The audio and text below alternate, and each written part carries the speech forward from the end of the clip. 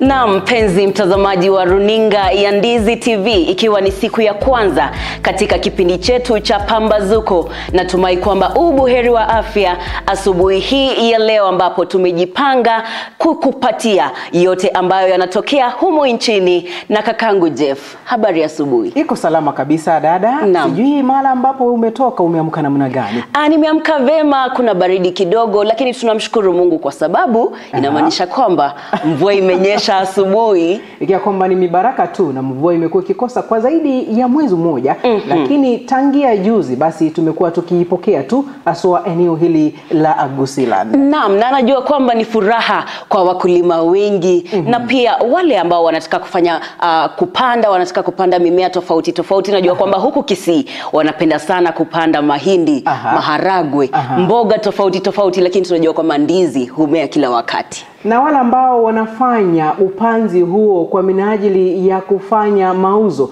pia nao wanajitayarisha kabisa kuhakikisha kwamba wametayarisha mashamba yao na kupanda mimea ile, ikiwa kwamba hapo ndipo tegemeo la nchi ya Kenya lilipo. Naam, na tukiingia kabisa katika kipindi chetu cha Pambazuko, ni kukuambia wewe mtazamaji kwamba tuna awamu tofauti tofauti ambazo zitakuwa zinakujia hapa katika kipindi chetu cha Pambazuko. Awamu ya kwanza ikiwa ni kukuamkua na kujua kwamba umeamka vipi wewe ambaye unatuangalia ama unatutazama. Na pia awamu ya pili Jeff, awamu ya pili tutakuwa tunaangazia yale ambayo yamejiri na pia kuyaangazia yaliyomo magazetini. Na pia awamu ya tatu ni mjadala, ambapo tutakuwa tunakuletea wageni. Kama siku ya leo tutakuwa tunazungumzia masuala ya siasa. Na najua kwamba tuna mgeni ambaye atakuja, lakini hiyo ni baadaye. Hayo ndiyo yale ambayo tumekuandalia katika kipindi chetu cha Pambazuko. Lakini kabla ya hayo, kumbuka kwamba unaweza kutupata kwenye mtandao wa Facebook @Ndizi TV News Digital, na pia utatupata katika mtandao wa YouTube kama Ndizi TV News, na pia tovuti yetu www.ndizitv.co.ke, ambapo pia tutakuwa tunakuelezea yote ambayo yanaendelea kutokea katika maeneo tofauti tofauti nchini Kenya. Na pia Jeff, nikuambie kwamba unajua kwamba watazamaji wetu wamekuwa wakitungojea sana kwa muda zaidi, kwa muda mrefu. Basi ndio hawa sisi tumerejea. Ikiwa tunakuuliza wewe unajihisi namna gani kwa mara ya kwanza Ndizi TV inarejea hewani kwa lugha ya Kiswahili, kumbuka kwamba unaweza tuma meseji ama kutuzungumzia kupitia mtandao wa WhatsApp kupitia kwa nambari yetu ya studio 0792192834. Na pia mpenzi mtazamaji, unaweza kutuzungumzia, utuambie maoni yako ni yepi. Kwa sasa tunazungumza lugha ya kitaifa, ambapo tumekuambia hapo awali kwamba sisi ndio wanahabari wa kwanza kukuletea televisheni ambayo tunatumia lugha ya kitaifa masaa 24. Ni furaha yetu kwamba tutakuwa tunakupatia yote ambayo yanatokea hapa ndani ya Ndizi TV. Bila kusahau utakuwa unapata burudani ambayo ni kabambe zaidi, ile ambayo unahitaji ukiwa umetulia tu pale nyumbani, ukishamaliza kazi zako, ukianza kazi zako, na pia wakati mko na familia tu mnafanya maongezi yenu pale. Ikiwa kwamba hayo yote ni katika kituo hiki cha runinga cha Ndizi TV. Naam, na mpenzi mtazamaji, kuna awamu ambayo tutakuwa tunakupa kidogo tu ya kukuhimiza pale ambapo wakati tumekuwa mkoa kidogo, tutakuwa tunakuhimiza kidogo ili tukupatie moyo wa kuanza siku yako kwa furaha na pia kwa matumaini, ambapo pia mpenzi mtazamaji pia aweze kufurahia kidogo. Afurahie na pia achitia mnazo katika kila siku ambapo anachituma kutafutia familia yake, kuhakikisha kwamba watoto wake wamepata chakula, pia wameenda shuleni, pia bila kusahau wanaishi maisha ambayo ni mazuri. Naam Jeff, kwa sasa, kwa sababu sasa najua tumezungumzia mambo mengi, na vile ambavyo tumeambia watazamaji ni kwamba tutakuwa tunawapa himizo la siku. Lakini kabla niwape himizo, tunajua kwamba tutakuwa tunazungumzia mengi. Lakini kabla tuanze, nataka kwanza wewe uwaombe watazamaji watutumie maoni yao vizuri tena ili kwa sababu tutakuwa tunayasoma. Unaona, tutakuwa tunasoma zile SMS ambazo wanazituma ili tuweze kuwazungumzia, tujue wanahisi vipi. Waambie tena kidogo katika nambari ya simu. Basi tunapata kutuma maoni yenu kupitia kwa harafa fupi ama mtandao wa Facebook, mtandao wa WhatsApp pale kwa nambari yetu ya studio 0792192834 0792192834. Naam Jeff. Na sasa tutaingia kwenye himizo kidogo. Tuwahimize watazamaji. Najua kwamba sasa hivi ni asubuhi na mapema, kuna baridi shadidi huko nje, lakini najua kwamba mtu pale nyumbani amelala, ako pale kitandani, hataki kutoa blanketi kwa sababu nje kuna baridi. Lakini ukilala sana huenda ukakosa kupata kila ambacho unakadiria kupata kwa siku. Mtume hata Biblia inatueleza kwamba asiyefanya kazi na asile, basi mbona wewe ulale na masaa ya kuamka yashafika? Hapa Pambazuko tunakuhimiza tu uamuke, ujitume kujitafutia kila siku. Na katika siku ya leo, katika himizo la siku, tutakuwa tunaangazia Biblia ya Wafilipo. Wafilipo 4:13. Na yaweza yote kwa Kristo yule aniongozaye. Ikiwa kwamba ni jambo nzuri, ikiwa kwamba unaweka matumaini kwake Yesu Kristo kila siku unapoamka, yule ambaye anakuongoza ni Mwenyezi Mungu ambaye ni muumbaji wetu na vyote vilivyomo hapa ulimwenguni. Na pia ukiangazia katika Biblia hiyo ya Wafilipo, jinsi ambavyo wamesema ni kwamba unayaweza yote kwa Kristo. Kwa sababu sisi kama binadamu wakati mwingine tunasahau kwamba Kristo ndiye atuongozaye. Yeye ndiye anatupa maisha. Yeye ndiye amekuamsha siku ya leo. Kwa sababu Kristo ndiye amekuamsha siku ya leo, inamaanisha kwamba una sababu ya kuamka siku ya leo. Labda hauioni sababu hiyo, lakini una sababu ya kuamka. Kwa hivyo kama leo unatutazama kutoka pale nyumbani, mpenzi mtazamaji, kama unashindwa kwamba ni nini ambacho umeamka kufanya, kama umeamka na kile kitu ambacho unafanya, kitu cha kwanza mshukuru Mungu, muombe akuongoze katika siku hii ya leo, alafu uanze shughuli zako za kila siku. Shughuli zako za kila siku ni zipi? Labda unaenda kazini, labda unaenda kupanda, labda unaenda kanisani.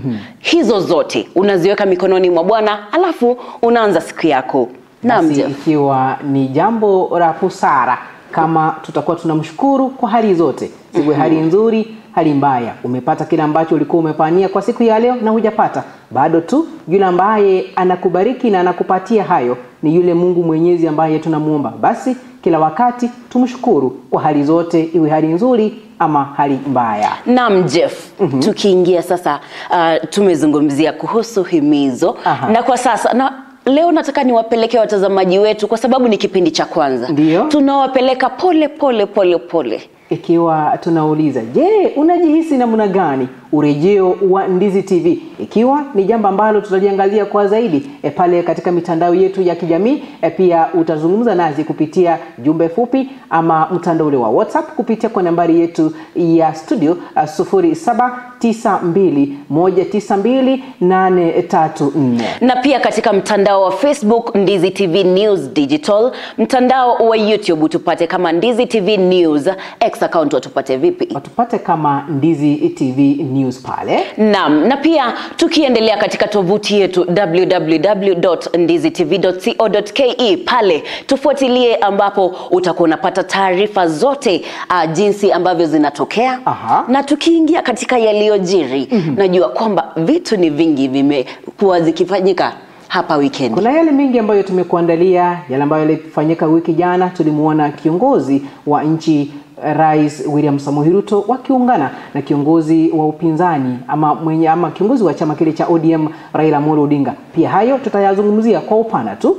Na pia tunapozidi kusonga mbele katika awamu ile ya 3, basi tutakuwa na mgeni studioni ambako tutaangazia masuala ya kisiasa. Naam Jeff, na kwa sasa tutakuwa tunaingia katika awamu yetu ya pili ambayo ni yaliyojiri katika weekend hii, kwa sababu imekuwa ni weekend ambayo ambayo imekuwa na matukio tofauti makubwa nchini Kenya. Lakini kabla tuanze hivyo, ni kuwakumbusha tu kwamba katika sehemu nyingine ya studio tuna Abigail Nyanchama na pia Victor Sultan ambao wanatusaidia. Ni wale waelekezi wetu, moja kwa nyuma ya kamera na mwingine pale anahakikisha kwamba unapata taarifa hizi na kupokea picha ambazo ni nzuri na pia sauti ambayo ni ya kuaminika kabisa kutoka kituo hichi cha Ndizi TV. Nami utaniita Jacinta Nyabeta. Nami Jeff Nyakundi. Naam, tukiingia katika yaliyojiri Jeff.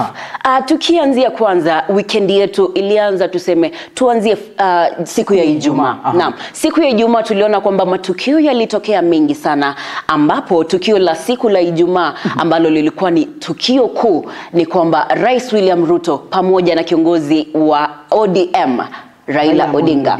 Naam, waliungana na kuja pamoja mbele ya Wakenya. Na kila ambacho walitacha ni kiini ni kutaja kwamba wanataka Wakenya waishi kwa amani na utangamano na pia maendeleo yaweze kufanywa katika maeneo yote hapa nchini. Lakini kuna wengi ambao wamemkosoa kiongozi wa ODM Raila Odinga kwa kila ambacho wanasema kidogo amewapita nyuma na kutowahusisha zaidi katika yale mambo ambayo ameyafanya. Kumbuka pia alikuwa amefanya mikutano kadhaa ya kujaribu kutafuta maoni kutoka kwa Wakenya wa kawaida. Mara ya mwisho alikuwa hapa Kisii siku ya Alhamisi kabla hawajakubaliana makutia sahihi yale makubaliano.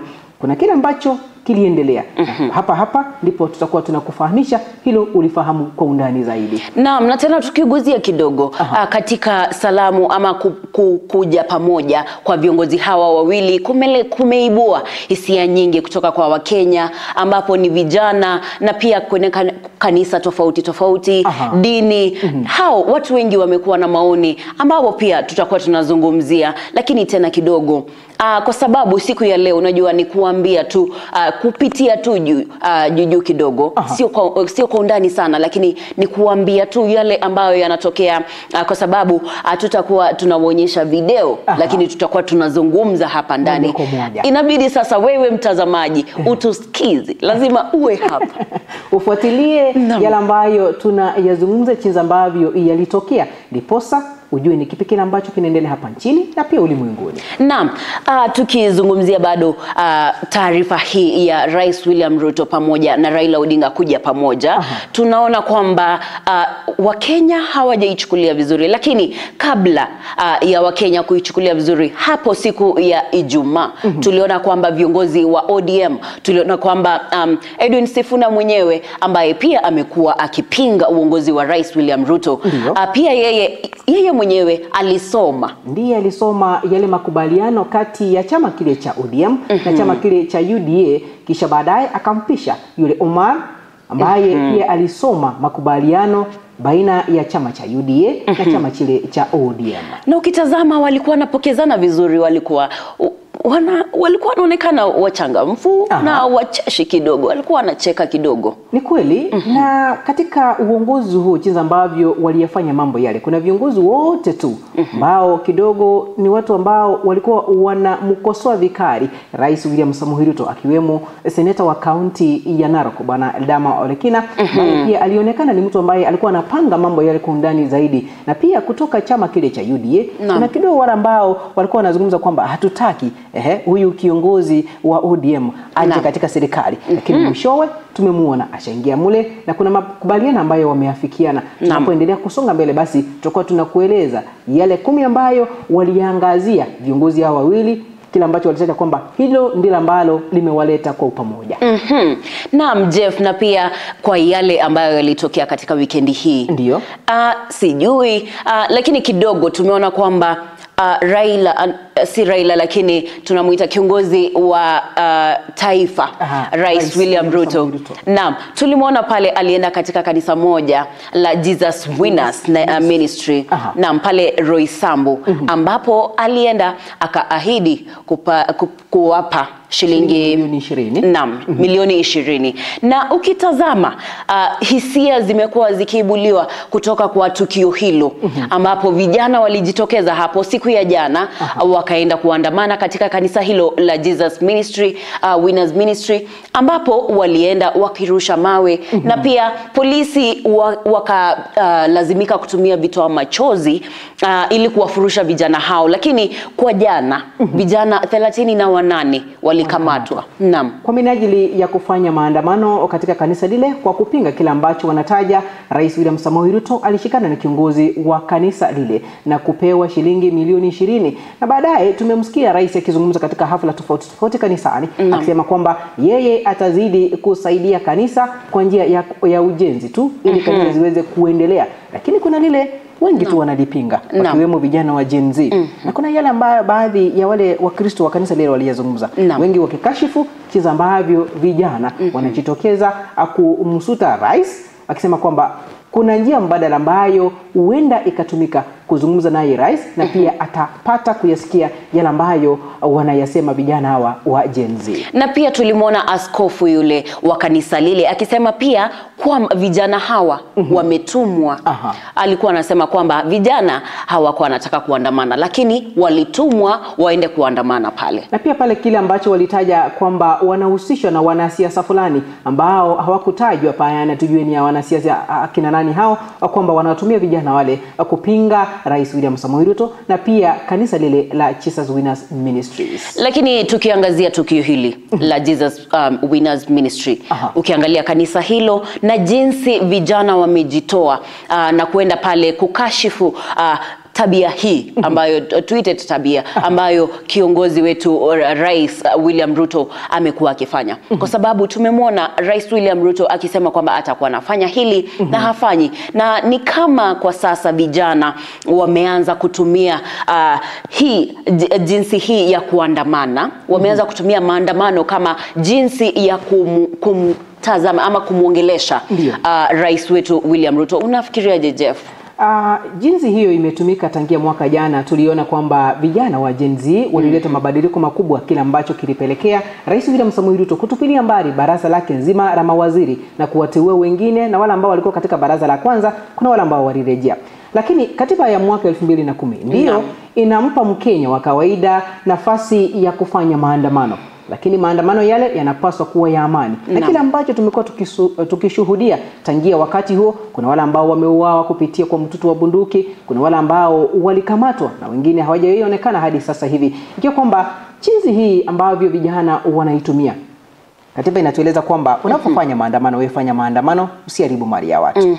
Lakini kuna baadhi ambao huwa wanaingia mule kwa njia ya kutaka kuharibu tu vitu vya watu. Basi hicho ndicho kinaleta kiwewe, na basi unapata kwamba vita kati ya vijana, maafisa wa polisi pia na serikali vimeshika chini tu, ambapo unapata baadhi yao upigwa risasi na kufa, wengine hukamatwa, wengine huumia, hata wengine wapo hospitalini tangia mwaka jana. Hata wale ambao walifanya maandamano wengine wanajilaumu, mbona nikakuwa pale. Lakini lile ambalo mpenzi mtazamaji unapaswa kufahamu ni kwamba ndio katiba inaturuhusu tufanye maandamano, lakini maandamano haya yanafaa kufanywa namna gani? Kwa njia ya amani, bila kuharibu mali ya yeyote yule, awe ni yule ambaye unapenda, awe ni yule ambaye unamchukia.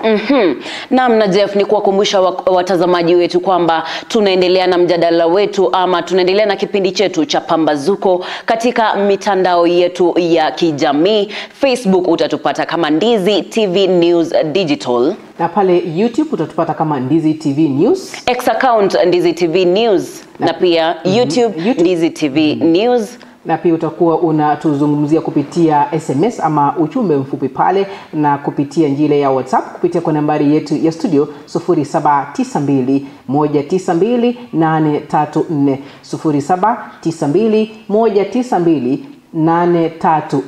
Naam, na tovuti yetu www.ndizitv.co.ke. Basi hapo ndipo utakuwa unayapata haya yote. Sasa tunapozidi kusonga mbele, kumekuwa na vita kati ya mpaka wa Narok na mpaka wa Kisii, eneo lile la Transmara.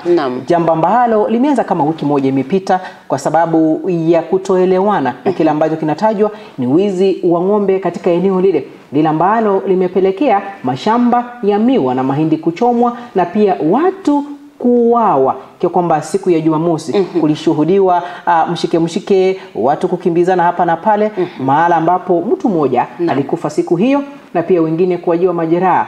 Kisha tukaona maafisa wa polisi waliingilia kati kuhakikisha kwamba vita vile vimezima. Naam, na katika eneo hilo ni kwamba shughuli za kawaida zimekuwa zikitororeshwa, ambapo pia tumekuwa tukiona biashara hazijakuwa zikiendelea vizuri, watu hawaishi vizuri, na tuliona hapo siku ya Jumamosi watu walikuwa wanakimbishana, watu walikuwa wanapigana, na sio sura mzuri, sio tukio mzuri katika eneo letu la Kisii ama huo mpaka. Ukitazama kwa sababu hao wote ni binadamu. Na tukisema kwamba rapsha hizi zinaletwa kwa sababu ya wizi wa mifugo wawili ama ng'ombe wawili. Tukiangalia ng'ombe hawa wawili walishapatwa. Ni nini kingine kimebaki ambacho kinafanya watu hawa waendelee kupigana? Maafisa wa polisi wanapoendelea kushika doria eneo lile, basi wiki hii kunatarajiwa kufanyika mkutano kati ya Wizara ya Masuala ya Usalama wa Ndani na pia na viongozi kutoka maeneo yale mawili, eneo la Narok na pia eneo la Gusii, ambako yule ambaye ni waziri wa masuala ya ndani ya usalama Kipchumba Murkomen anatarajiwa kufanya mkutano na baadhi ya viongozi na pia machifu na pia wale county commissioner wa county hizi mbili, county ya Kisii na county ya Narok, watazungumzia jambo hili kwa undani zaidi. Kila ambacho tunaomba ni kwamba usalama uweze kurejea pale. Kumbuka kwamba eneo lile mpakani kuna wale ambao wanakaa side ya Narok na kuna ambao wanakaa side ya Kisii. Na hao watu wote ni watu ambao wamevamiana kwa muda, watu ambao wanajuana kwa muda. Kumbuka kwamba kuna wanafunzi ambao wanavuka mpaka kuja eneo hili shuleni. Na pia kuna wakulima ambao wamenunua mashamba eneo hili lingine, wanavuka kutoka eneo hili lingine kuelekea pale kufanya ukulima. Kwa kwamba ni jambo la kusikitisha kuona kwamba vita hivi vinaendelea. Na kila ambacho watu wanaulizana pale si kitu ambacho tukiangalia kama kingekuwa ni jambo ambalo limeangaziwa kwa kina, alingeleta shida hizi zote. Naam, na ni kuongezea kwamba katika mahojiano ambayo watakuwa nayo pale, afisa wa polisi pia walitumwa pale. Na tunaelewa kwamba wakati watakuwa na mkutano na machifu na viongozi, walisema kwamba pia wataita wazee wa jamii hizi mbili ama jamii ambazo zinaishi pale mpakani ili waweze kuzungumza, waweze kupata mahala ambapo wanaweza kuelewana. Kumbuka kwamba amani haiji kupitia kwa njia ya upanga, ila tu kufanya mazungumzo ambayo ni mazungumzo ya amani, na pale tutakuwa tunapata kwamba usalama umerejea eneo lile. Ikiwa kwamba viongozi kutoka maeneo haya mawili, wakiwa ni machifu, wazee wa nyumba 10, naibu chifu, wakishirikiana kwa pamoja wafanye mazungumzo, wafahamu kina cha vita vile ni kipi, kisha baadaye tutaona kwamba eneo lile usalama utakuwa umerejea na biashara ziendelee kufanywa jinsi ambavyo zimekuwa zikifanywa. Naam, Jeff, najua kwamba kwa sasa tumewapatia kidogo yale ambayo yaliojiri weekend hii. Na najua kwamba tutakuwa tunarudi, lakini nataka kwanza tuende mapumziko madogo ambapo pia sisi tuweze kupata kupumua kidogo. Lakini tukirudi tunajua kwamba jana kiongozi wa ODM alikuwa katika kaunti hii ya Kisii. Lakini kuna mambo ambayo yalitokea. Mambo hayakwenda vizuri.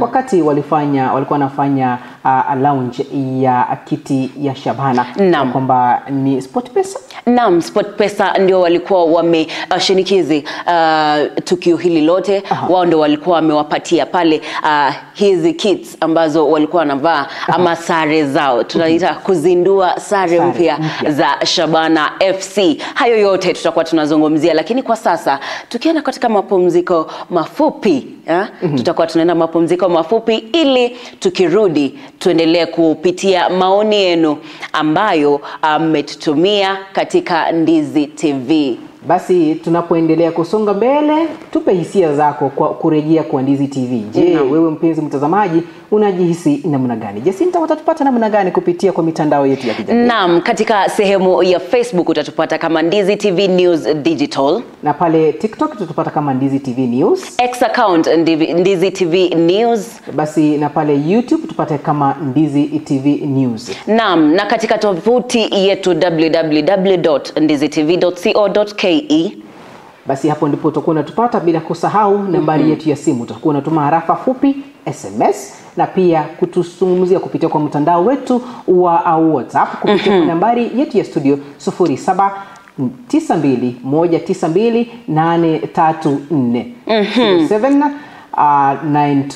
792192192 na pia 834. Basi tutakuwa tunaangazia tuone ni akina nani wale ambao wametuma jumbe zao. Je, unajihisi namna gani tangia urejeo wa Ndizi TV leo hii, ikiwa kwamba ni kipindi cha kwanza kabisa tunakuletea, ambapo ni kipindi kinajulikana kama Pambazuko. Naam, nataka nipitie kidogo tu baadhi ya maoni ambayo tumeona pale katika sehemu ya Facebook, ambapo tumesema kwamba Ndizi TV News Digital utatupata pale. Naona kwamba watu wamekuja kwa mpigo tena zaidi. Naona pale Greenwood akisema kwamba watching all the way from Kisii Nyankongo kimoja wako ndani.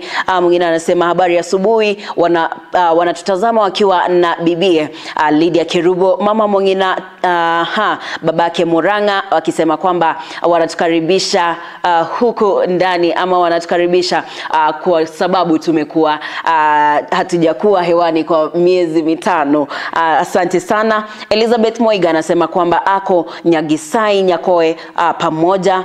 Francis Onguso pia anasema kutoka Ria Bebez ana watch live Ndizi TV, good morning. Mwingine Sidi Nyakusha anasema kwamba good morning akiwa Township watching live pamoja na bradhake Donisias pamoja na mamake Grace Kemunto wakiwa ndani ya kipindi chetu hapa ndani ya Ndizi TV. Endelea kututazama katika sehemu hiyo ya Facebook na pia naona pale pia kupitia kwa mtandao wa Facebook namuona anajulikana kama MCA Olo Nelfa, anasema kwamba Ndizi TV imerudi tena kwa furaha kubwa, na tunashukuru kuwa mumeweza kurejea kwa nguvu. Hii ni habari njema kwa wapenzi wa vipindi vya Kiswahili. Samahani pale. Nasema kwamba kwani tunafurahia kuwa na chaneli hii ambayo inatoa burudani na elimu kwa jamii yetu. Tunawakaribisha tena kwa mikono miwili, na tunatarajia kwamba mtaendelea kutangaza na kutoa taarifa muhimu kwa watu wa kila rika. Tuko pamoja nanyi na tunashukuru kwa kurudi ili kuendelea kutimiza dhamira yenu ya kutoa huduma bora za burudani na habari ikolit. Huyu anajulikana kama MC Olonel. Nadhani kwamba amenyaweka bayana yale ambayo tutakuwa tunayafanya. Nimeona pale Menyo ya Umbu ananieleza kwamba kutoka eneo la Kisii anafuatilia kwa ukaribu sana, na ndugu endelea kufuatilia pale. Anajulikana kama Collins Nyorabi from Mosojo watching, asante sana. Joseph Bondi nasema watching from Farmington. Pale naona pia nani huyu Sheila Kemunto anaeleza kwamba anafuatilia kutoka Makongeni Jogoo Road Nairobi. Naam. Asante sana mpenzi mtazamaji, endelea kutuandikia maoni yenu katika sehemu ya mtandao wetu kila mahali, ikiwa ni Facebook, ikiwa ni Instagram, ikiwa ni X account, ama pale YouTube ama WhatsApp, ili tuweze kuzungumza. Na pia nambari yetu ya SMS pia hiyo ya WhatsApp ni 0792192834. Naam. Kama wamezoea lugha ya Kiingereza ndipo waishike zaidi. Nirejelee tena 0792192834. Hapo ndipo utatuma ujumbe mfupi na pia kutuma ujumbe kupitia mtandao wa WhatsApp pale. Naam, na Jeff, kwa sasa tutaenda katika mapumziko mafupi ili tukirejea tuzungumzie kidogo yale ambayo yalitokea jana katika uwanja wa Gusii Stadium, na pia kidogo ambayo yamekuwa yakijiri katika weekend hii na yapi tunayatarajia katika wiki hii ya kuanzia siku hii ya leo. Mimi niite Jacinta Nyabeta. Nami Jeff Nyakundi. Tupatane baada ya mapumziko mafupi.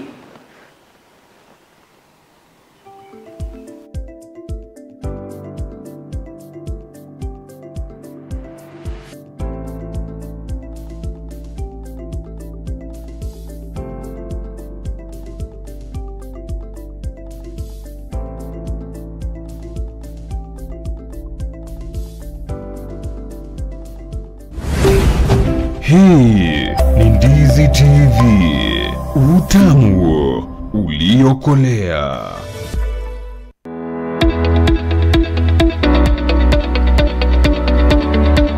Umekuwa ukitafuta chuo ambacho kipo mahali tulivu, cha kisasa na kinachotoa mafunzo yatakayokuwezesha kupata kazi nyakati hizi, na kina walimu waliohitimu. Bas Camel Park Training College ndicho chuo hicho.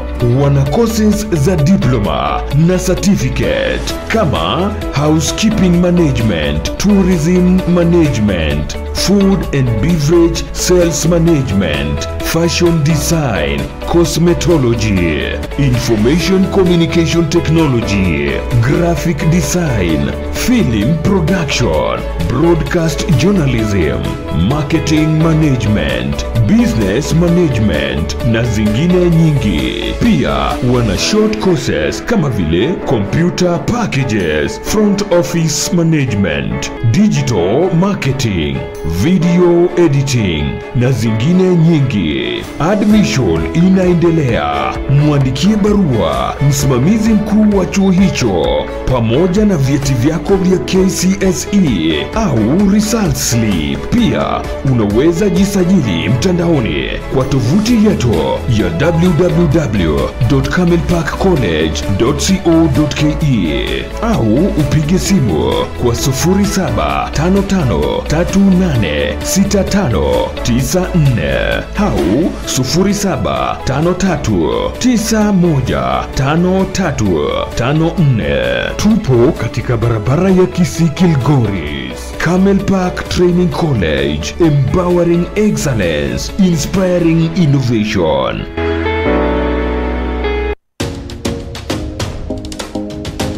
Ndizi TV imerudi na ni kubwa zaidi. Ndizi TV, utamu uliokolea.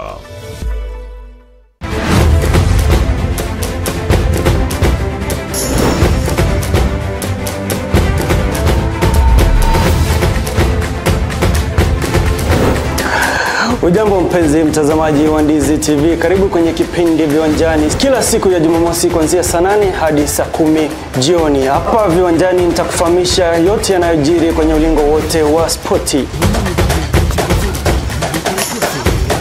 Mpenzi mtazamaji, mchezo wa badminton ni baadhi ya mchezo ambayo tutaangazia kwenye kipindi Viwanjani kuanzia saa 8. Usikose kuungana nami James the Top Scorer niweze kukata kiu yako kispoti.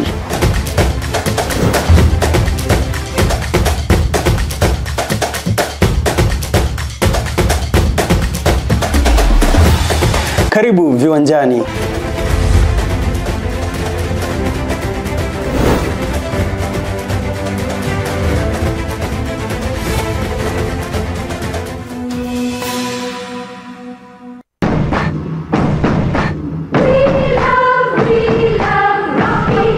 Shule ya kutoa mafunzo ya uendeshaji wa magari ya Rocky Driving School wana huduma mbalimbali za mafunzo ya uendeshaji wa magari. Unaweza jifunza class A2, B1, B automatic, B professional, C light truck, D1 ambayo ni PSV, uendeshaji wa matatu 14 sita, D2 PSV, uendeshaji wa magari ya aina ya bus, CE heavy truck, F PWD kwa watu walio na ulemavu. Pia wana short courses za PCD na B executive. Uzuri wa kujifunza kuendesha gari na Rocky Driving School ni kwamba klase zao ziko flexible kabisa na ni wakati wowote kwa siku. Wako approved na shirika la NTSA. Kuna mafunzo ya kuendesha mezani, wana basic mechanics, basic first aid na mengine mengi. Mjini Kisii wapo jumba la Market Plaza next to Uhuru Plaza. Nyakoe wako Kiuge Junction. Nyamira Rocky Driving School wako at Manga Building Sama Petrol Station, na Ugembo wako mita 100 kutoka barabara kuu ya Mosora, na pia wako Kilgoris Town. Wana special offers kwa form 4 school leavers. Kwa mengi zaidi, mpigie simu manager wa Rocky Driving School.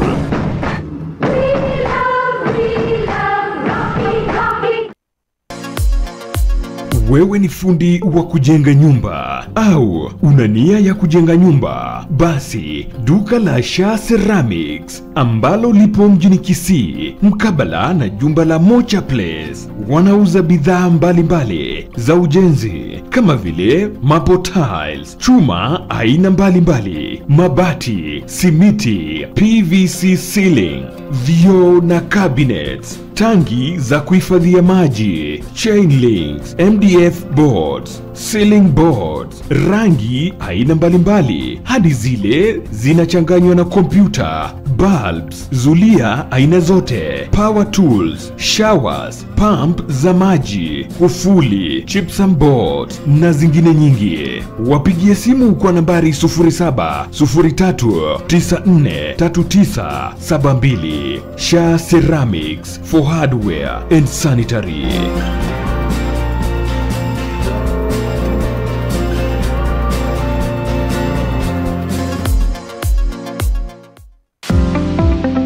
Huduma zinazotolewa katika hospitali ndizo zitakazomfanya mgonjwa kwenda katika hospitali hiyo. Ram Hospital Kisii wana uwezo wa kutoa huduma mbalimbali zikiwemo out and inpatient, MCH clinic au maternity, consultation, pharmacy, rehabilitation, ultrasound, CT scan, x-ray, dental, optical, laboratory services, major and minor surgery, 24-hour ambulance service, occupational therapy, physiotherapy, dialysis na zingine nyingi. Unaweza kulipia matibabu kutumia bima tofauti kama vile AON, Minet, Liaison Group, AAR, Trident, Britam, Madison Insurance, APA Insurance. Matibabu kwa wagonjwa waliolazwa ama inpatient yaweza kulipiwa kupitia mfumo wa Shah. My name is Robert Ukogai, Business Administrator, Ram Hospital Kisii. I want to welcome all those people who are registered with Shah to come for inpatient treatment and also dialysis. All services are covered with Shah except outpatient services. Karibu mpate matibabu ya hali ya juu kutoka kwa madaktari na wauguzi wetu. Kwa mengi zaidi, tupigie simu kwa nambari 0705239289 au tutembelee katika mji wa Kisii karibu na Kisii Law Courts. Ram Hospital Kisii, health first and health always.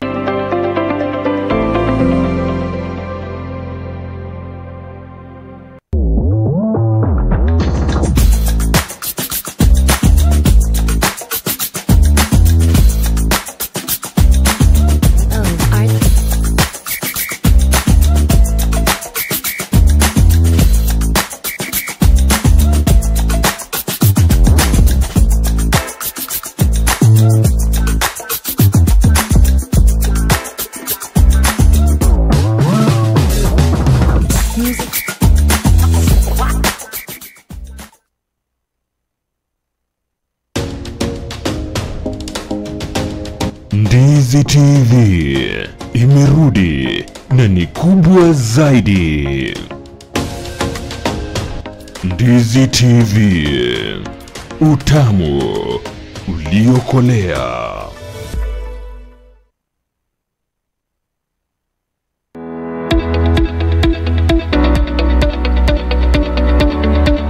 Umekuwa ukitafuta chuo ambacho kipo mahali tulivu, cha kisasa na kinachotoa mafunzo yatakayokuwezesha kupata kazi nyakati hizi, na kina walimu waliohitimu.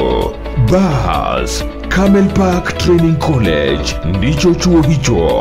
Wana courses za diploma na certificate kama housekeeping management, tourism management, food and beverage sales management, fashion design, cosmetology, information communication technology, graphic design, film production, broadcast journalism, marketing management, business management na zingine nyingi. Pia wana short courses kama vile computer packages, front office management, digital marketing, video editing na zingine nyingi. Admission inaendelea. Mwandikie barua msimamizi mkuu wa chuo hicho pamoja na vyeti vyako vya KCSE au result slip. Pia unaweza jisajili mtandaoni kwa tovuti yetu ya www.camelparkcollege.co.ke au upige simu kwa 0755386594 au 0753915354. Tupo katika barabara ya Kisii Kilgoris. Camel Park Training College, empowering excellence, inspiring innovation. Hii ni Ndizi TV, utamu uliokolea.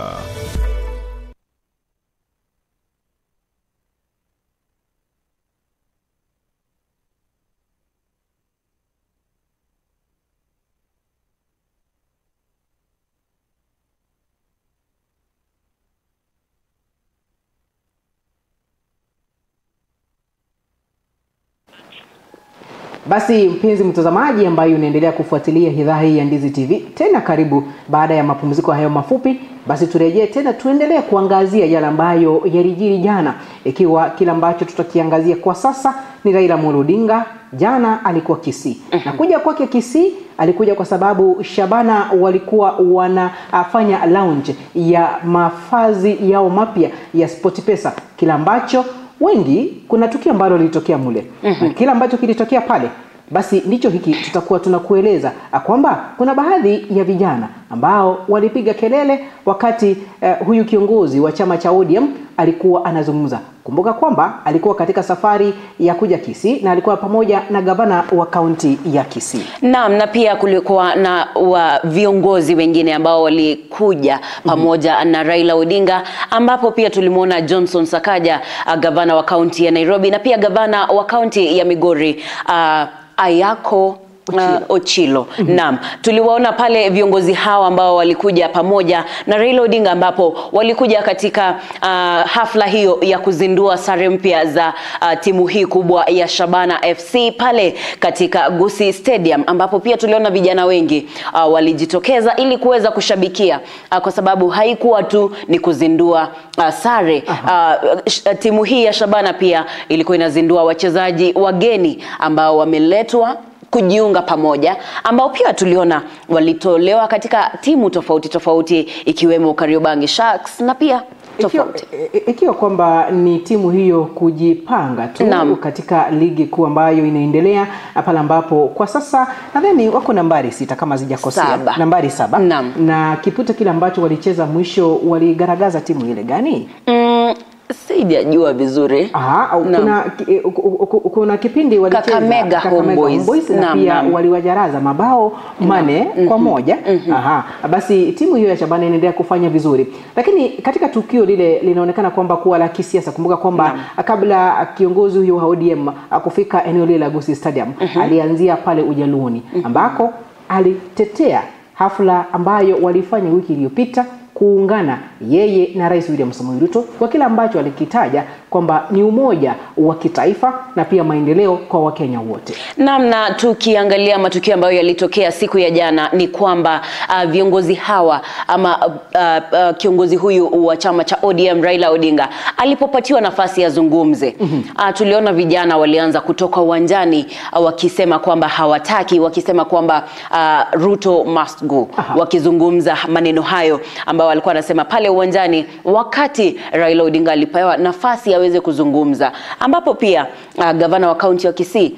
alijaribu kuwaambia kidogo watulie. Naam. Ikiwa kwamba ni hisia tofauti kutoka kwa Wakenya. Kumbuka kwamba tangia wiki jana wakati kiongozi huyu wa ODM alipofanya makubaliano na Rais William Samoei Ruto, baadhi ya viongozi wamemkashifu, akiwemo kiongozi wa chama cha Wiper Kalonzo Musyoka, ambaye alisema kwamba huyu Raila Amolo Odinga kidogo amewaruka na amepitia mlango wa nyuma kuungana naye William Samoei Ruto, yule ambaye kidogo wanataja kwamba sera zake za uongozi hazijakuwa sawa, na vile vile yale ambayo alikuwa amewaahidi wa Kenya tangia mwaka 2022 wakati wa kampeni na uchaguzi mkuu bado hajayatimiza. Kila ambacho wanataja maisha yamekuwa magumu na kidogo Wakenya wanaendelea kuumia sana kwa kila ambacho wanataja kwamba ni kutozwa ushuru wa hali ya juu. Naam, na pia tulimuona kiongozi mbunge Peter Salasya pia yeye akikashifu akisema kwamba muungano huu wa Rais William Ruto pamoja na Raila hajaupenda sana. Na pia tulimuona kiongozi yule aliyekuwa naibu wa rais Rigathi Gachagua pia akipinga akisema kwamba kwa sasa labda kwanza hata kuongezea tu, kwa sababu ama hii ni taarifa nyingine ambayo aliweza kuizungumza jana kiongozi huyu Rigathi Gachagua akisema kwamba Bomas inauzwa ama imeuzwa. Alipeana kidogo lakini pia hilo ni jambo ambalo tutakuwa tunaliangazia, lakini tukiangalia hili jambo ama hili swala la Raila Odinga pamoja na Ruto, tumeona kwamba limeibua hisia haswa kwa vijana ama Gen Z ambao wanasema kwamba Raila kuungana na Ruto alafu kisha anasema kwamba tuko pamoja, anasema kwamba Raila ni yule kwa sababu jana Raila alisema kwamba Raila ni yule katika uwanja huo wa Gusii Stadium. Na kumaanisha kwamba ni kama anataka kuambia vijana kwamba Raila ni yule ambaye bado anatetea haki zao. Naam. Na kweli tunapoendelea kuzungumzia haya, wewe mpenzi mtazamaji ambaye unaendelea kufuatilia kituo hiki cha Ndizi TV, tupe maoni yako kuhusiana na maafikiano haya kati ya Rais William Samoei Ruto na kiongozi wa ODM Raila Amolo Odinga. Je, wewe unaona ndoa hii yao mpya itaenda namna gani? Kuna uwezekano Raila Amolo Odinga kuwania kiti cha urais mwaka 2027. Je, watafanya kazi kwa pamoja kwa muda upi ule? Wewe mpenzi mtazamaji, hisia zako kulingana ama kuhusu haya yale ambayo yalifanyika siku jana asamani wiki jana siku ya Ijumaa, muungano huu wa Raila Amolo Odinga na kiongozi wa nchi yule William Samoei Ruto. Na pia by the way kiongozi wa nchi pia William Samoei Ruto naye alizungumza katika kaunti ya Uasin Gishu wakati alikuwa anahudhuria misa katika kanisa lile la AIC pale. Na alitetea kuungana kwake na kiongozi huyu wa ODM. Pale ambapo alitaja yale ambayo pia kiongozi huyu Raila Amolo Odinga alitaja kwamba ni umoja wa kitaifa na kutaka maendeleo yaendelee. Na pia yule Eugene Wamalwa naye alikuwa katika kaunti ya Nakuru. Na pia naye akakashifu yale ambayo yalifanyika haswa kuungana kwa karibu kabisa na kiongozi huyu wa chama cha ODM Raila Amolo Odinga na pia Rais William Samoei Ruto. Naam, katika kipindi chetu cha Pambazuko tutakuwa tunafuatilia matukio haya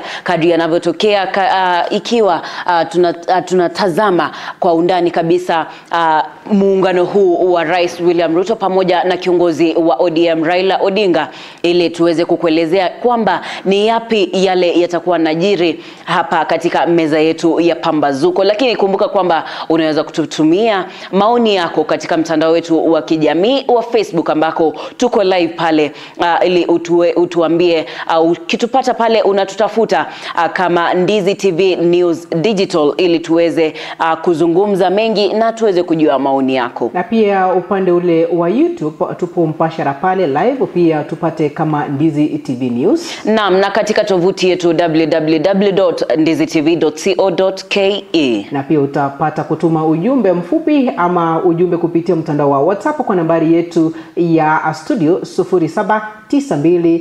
192-834. Na tukizungumzia kwa sababu ya muda tunafaa tuingie katika uchambuzi wa magazeti. Lakini kabla tuingie katika uchambuzi huo, jana pia katika uwanja huo wa Gusii Stadium pia tulikuwa na uzinduzi, kwa sababu watu hawajazungumzia sana uzinduzi huu, wanazungumzia sana matukio yaliyotokea kwa sababu ya Raila kisiasa. Lakini tukizungumza katika uzinduzi wa Shabana FC, tunaona kwamba uzinduzi huo ulikuwa vizuri, uliendelea vizuri, kwa sababu tuliona viongozi hao waliofika waliahidi kutoa pesa ambazo zitasaidia timu hii ya Shabana. Tumeona kwamba Shabana imekuwa ikipata tuseme aje support kutoka kwa viongozi, kutoka kwa wanaitwaje, wafuasi wao, ambako walizindua zinaitwa sare zao. Na sare zao ambazo walizindua zilikuwa katika rangi tofauti ambazo zote zilikuwa na inaitwaje, kila kitu ilikuwa na sababu. Rangi fulani ina sababu yake. Na ilikuwa kala ama rangi ya kwanza ambayo ilikuwa ni ya samawati ama blue. Blue walikuwa wanasema kwamba timu hii ilianza ni kuonyesha historia ya timu hii. Naam. Timu hii ilianza mwaka wa 1982 ambako timu hii ilianza. Kiti hii ama sare hii ya kala blue ilikuwa inaonyesha kwamba ni historia yao. Na pia ilikuwa inaonyesha kwamba wao wanapenda historia yao, na pia wana appreciate kwamba wametoka kule na kwa sasa wamefika hapa. Na kweli jinsi ambavyo Jacinta umeeleza pale, ni timu ambayo kidogo ukiangalia timu zote hapa nchini, ni timu ya Shabana inayo mashabiki wengi. Hata tukizungumza na rafiki yangu juzi, kanieleza kwamba kuna jambo moja hatujaelewa kuhusiana na mashabiki wa timu hii. Wakisema kwamba wanaelekea Mombasa, basi utapata mabasi wakielekea pale watu wengi tu, ikiwa kwamba kipute chochote kile ambacho kilikuwa kinaandaliwa, akiwa Nairobi, ikiwe Kisumu, ama kiwe mahali popote pale, para kwamba mashabiki wa Shabana wamefika pale na kujaa pomoni, ikiwa kwamba ni hali ya kuwapa motisha hawa wachezaji na pia timu nzima ya Shabana kuhakikisha kwamba wamecheza vizuri tu na kuhakikisha ushindi wameupata. Lakini kuna kazi. Naam, kuna kazi. Na ukiangalia katika timu hiyo pia waliweza kuzindua wachezaji wageni ambao walipatwa, tuliona kwamba ni vijana wadogo ambao wako na nguvu, ambao wako tayari kufanya yote kwa ajili ya timu hii ya Shabana. Na pia tulivyoona wafuasi wa Shabana walifurahia sana kuwaona wachezaji wawapendao katika uwanja huo. Na pia natumai kwamba kila mtu, ikiwa ni timu, ikiwa ni SportPesa, kwa sababu pia SportPesa walikuwa pale, wao ndio walifanikisha kupata sare hizo, na pia waliwapatia wao ndio walisimamia mambo mengi katika hafla hiyo ya kuzindua sare mpya za Shabana. Basi kila laheri timu Shabana, na mashabiki wote tuendelee kuipa support, tuhakikishe kwamba timu hii inasonga mbele tu, tunapoangalia kwamba mwishoni mwa ligi hii watakuwa wako kileleni, watabeba kombe hili la ligi hii la KPL ama kutenda namna gani. Basi zikiwa katika dakika moja baada ya saa moja, tunapojiandaa kuingia magazetini, japo tu tutaenda mapumziko mafupi. Lakini kabla tujaelekea mapumziko mafupi, ni kwamba mtatupata kupitia mitandao yetu ya kijamii, kupitia pale Facebook tupata kama Ndizi TV News Digital. Naam, na katika sehemu ya YouTube tupate kama Ndizi TV News. Na kwingineko kupitia kutuma jumbe fupi na jumbe zile za WhatsApp, utatuma kwa nambari yetu ya studio 0792192834. Naam, nataka nipitie hapa kidogo. Naona Julius Omosomba anasema pamoja kutoka Amakarama Settlement Scheme, akiwa pale Nyamira County anatutazama. Na pia namuona pale Bosire Dominic anasema welcome back. Watu wanafurahia sana. Asante sana.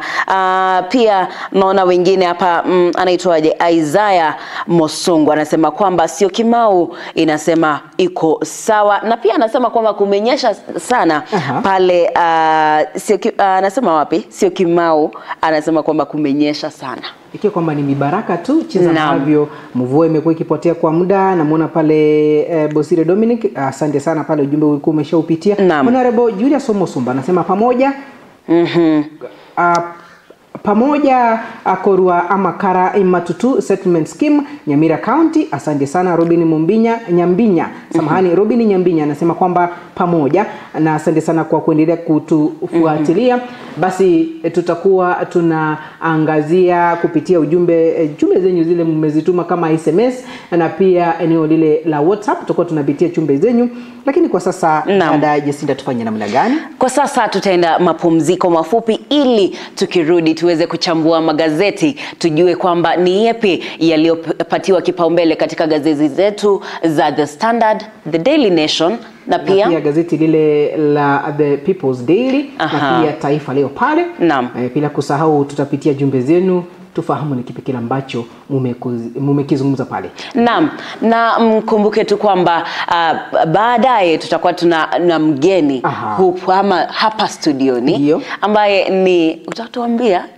Mimi sitaki kuzungumza, wewe ndio utatuambia mgeni wetu. Basi tutakuwa na mgeni wetu siku ya leo, jinsi ambavyo umekuwa ukiona katika mitandao yetu ya kijamii, haswa upande ule wa Facebook, Ndizi TV News Digital. Mgeni wetu wa kwanza katika kituo hiki cha Ndizi TV ni Mheshimiwa Steve Arika, ambaye ni MC ama mwakilishi wadi wa eneo lile la Ibeno. Mengi ambayo tutayazungumzia kuanzia mida ile ya saa 2 nadhani atakuwa ameshafika. Basi tuyaangazie mengi, maendeleo katika kaunti ya Kisii, maendeleo katika wadi ile ya Ibeno, na pia maendeleo ya kitaifa, na pia bila kusahau siasa za kitaifa. Je, eneo hili la Gusii, kaunti ya Kisii na kaunti ya Nyamira imejipanga namna gani wanapojiandaa katika uchaguzi wa mwaka 2027? Na kila ambacho kiongozi Raila Amolo Odinga alizungumza wiki jana wakati alikuja Kisii siku ya Alhamis, kwamba kidogo Matiang'i hajajitokeza mwenyewe. Na pia ni ukweli hatujamsikia kwamba amejitokeza kusema lolote lile. Lakini hayo tutakuwa tunayajadili wakati huo ukifika, na mgeni wetu Steve Arika. Mimi najulikana kama Jacinta Nyabeta, nami ni Jeff Nyakundi. Pia mtatupata katika mitandao ya kijamii. Utanipata mtandao ule wa Facebook kama Jeff Nyakundi, nami utanipata kama Nyabeta Bosire. Basi tupate mapumziko mafupi, kisha tutakuwa tunarejea na yaliyomo magazetini tuyajadili kwa kina. Kwa heri kwa sasa hivi.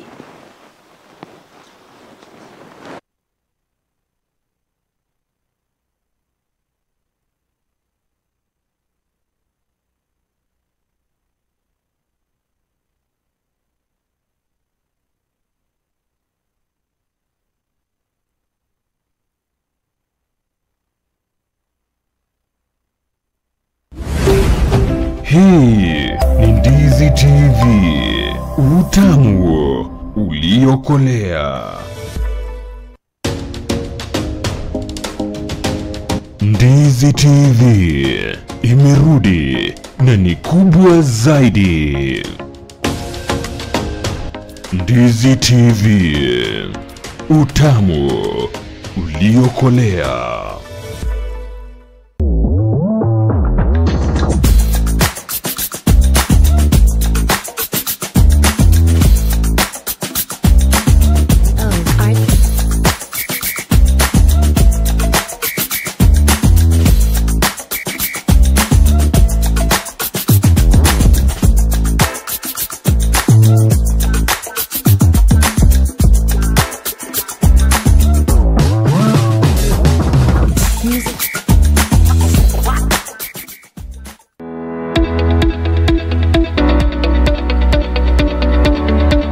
Umekuwa ukitafuta chuo ambacho kipo mahali tulivu, cha kisasa na kinachotoa mafunzo yatakayokuwezesha kupata kazi nyakati hizi, na kina walimu waliohitimu. Bas Camel Park Training College ndicho chuo hicho.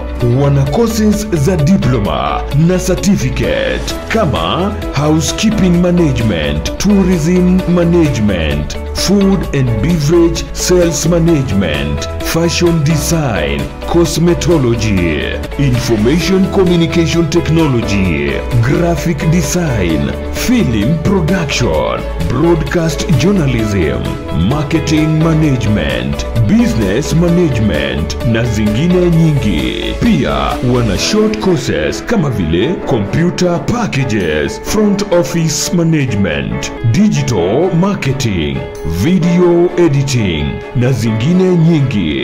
Admission inaendelea. Mwandikie barua msimamizi mkuu wa chuo hicho pamoja na vyeti vyako vya KCSE au result slip. Pia unaweza jisajili mtandaoni kwa tovuti yetu ya www.camelparkcollege.co.ke au upige simu kwa 0755386594 au 0753915354. Tupo katika barabara ya Kisii Kilgoris. Camel Park Training College, empowering excellence, inspiring innovation.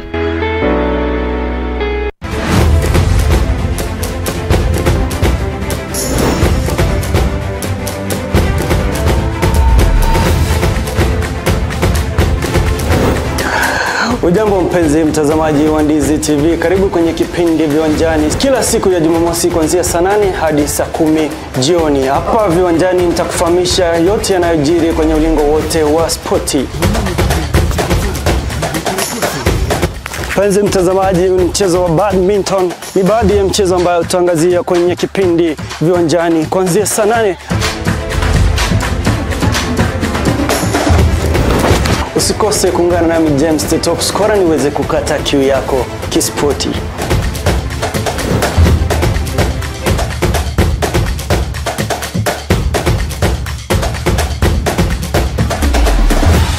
Karibu Viwanjani.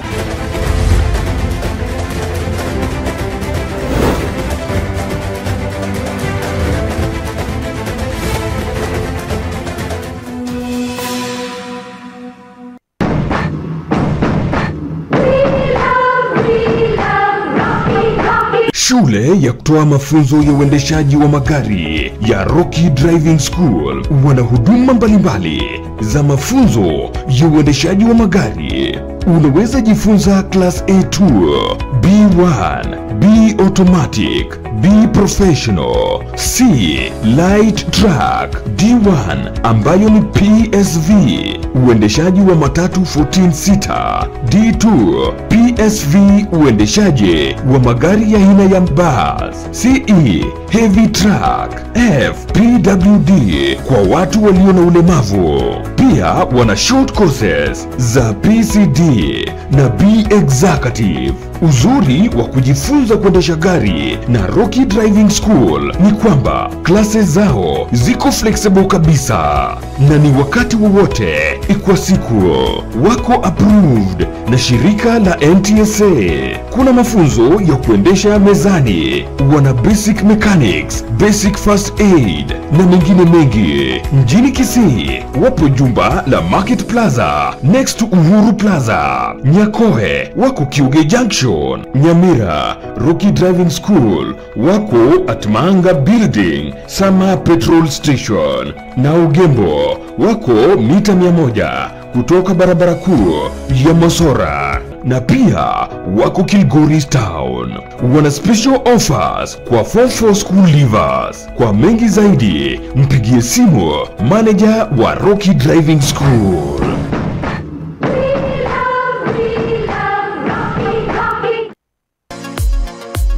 Wewe ni fundi wa kujenga nyumba au una nia ya kujenga nyumba? Basi duka la Sha Ceramics ambalo lipo mjini Kisii mkabala na jumba la Mocha Place wanauza bidhaa mbalimbali za ujenzi kama vile mapo tiles, chuma aina mbalimbali, mabati, simiti, PVC ceiling, vioo na cabinets, tangi za kuhifadhia maji, chain links, MDF boards, ceiling boards, rangi aina mbalimbali hadi zile zinachanganywa na kompyuta, bulbs, zulia aina zote, power tools, showers, pump za maji, kufuli, gypsum board na zingine nyingi. Wapigie simu kwa nambari 0703943972. Shah Ceramics for hardware and sanitary.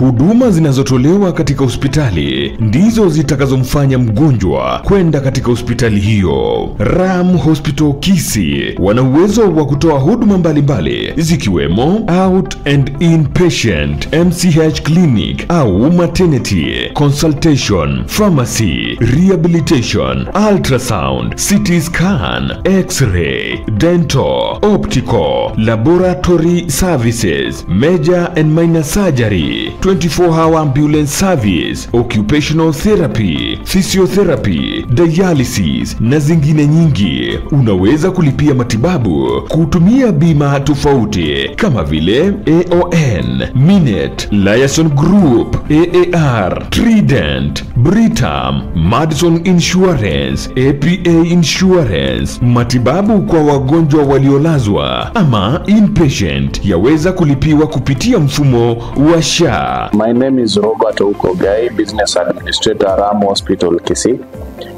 I want to welcome all those people who are registered with SHA to come for inpatient treatment and also dialysis. All services are covered with SHA except outpatient services. Karibu mpate matibabu ya hali ya juu kutoka kwa madaktari na wauguzi wetu. Kwa mengi zaidi, tupigie simu kwa nambari 0705239289 au tutembelee katika mji wa Kisii karibu na Kisii Law Courts. Ram Hospital Kisii, health first and health always.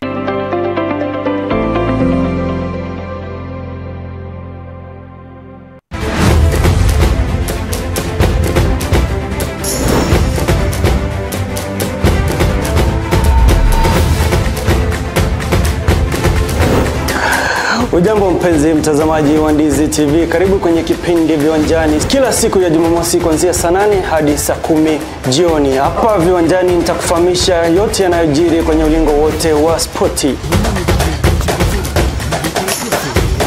Mpenzi mtazamaji, mchezo wa badminton ni baadhi ya mchezo ambayo tutaangazia kwenye kipindi Viwanjani kuanzia saa 8.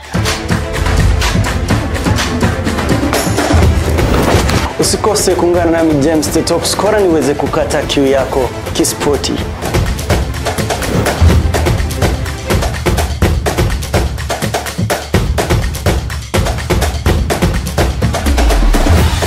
Karibu Viwanjani.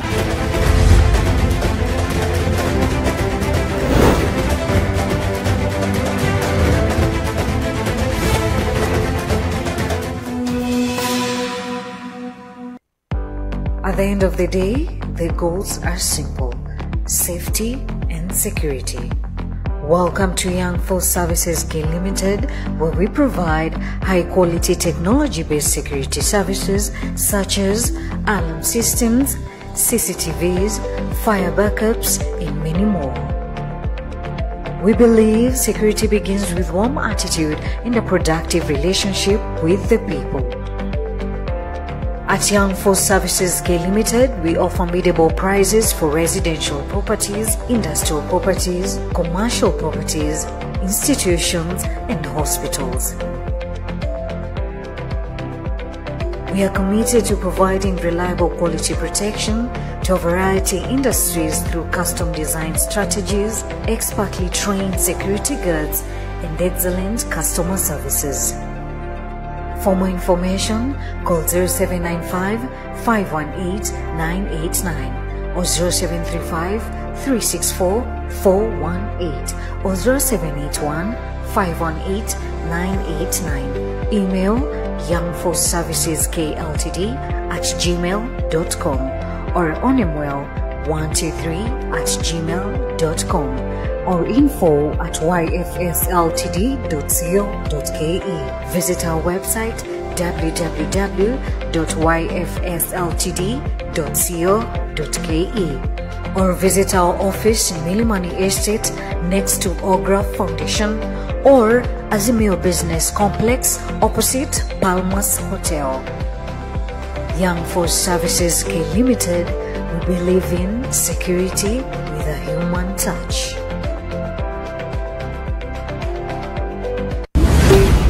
Hii ni Ndizi TV, utamu uliokolea.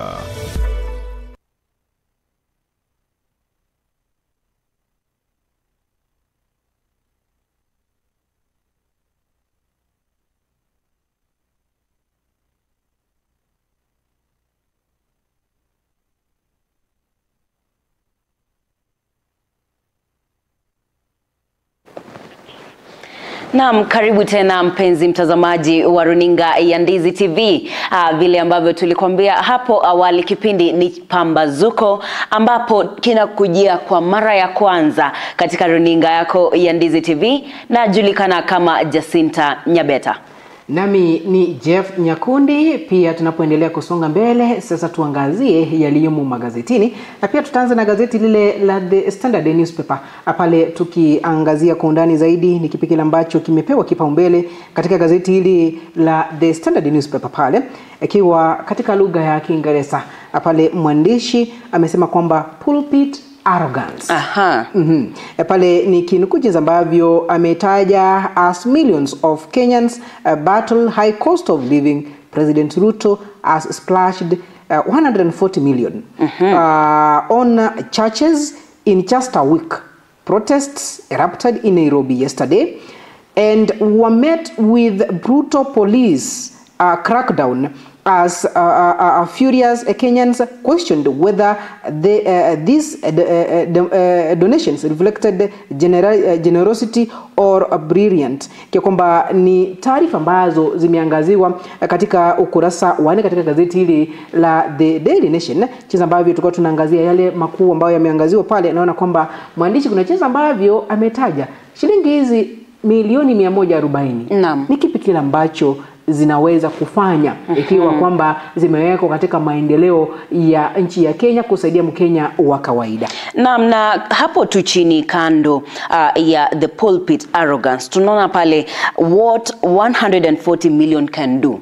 Mwandishi ametupatia hapo ni kama ametuandikia yote ambayo shilingi milioni 140. Naam, 140. Amesema kwamba hizi shilingi zinaweza fanya nini?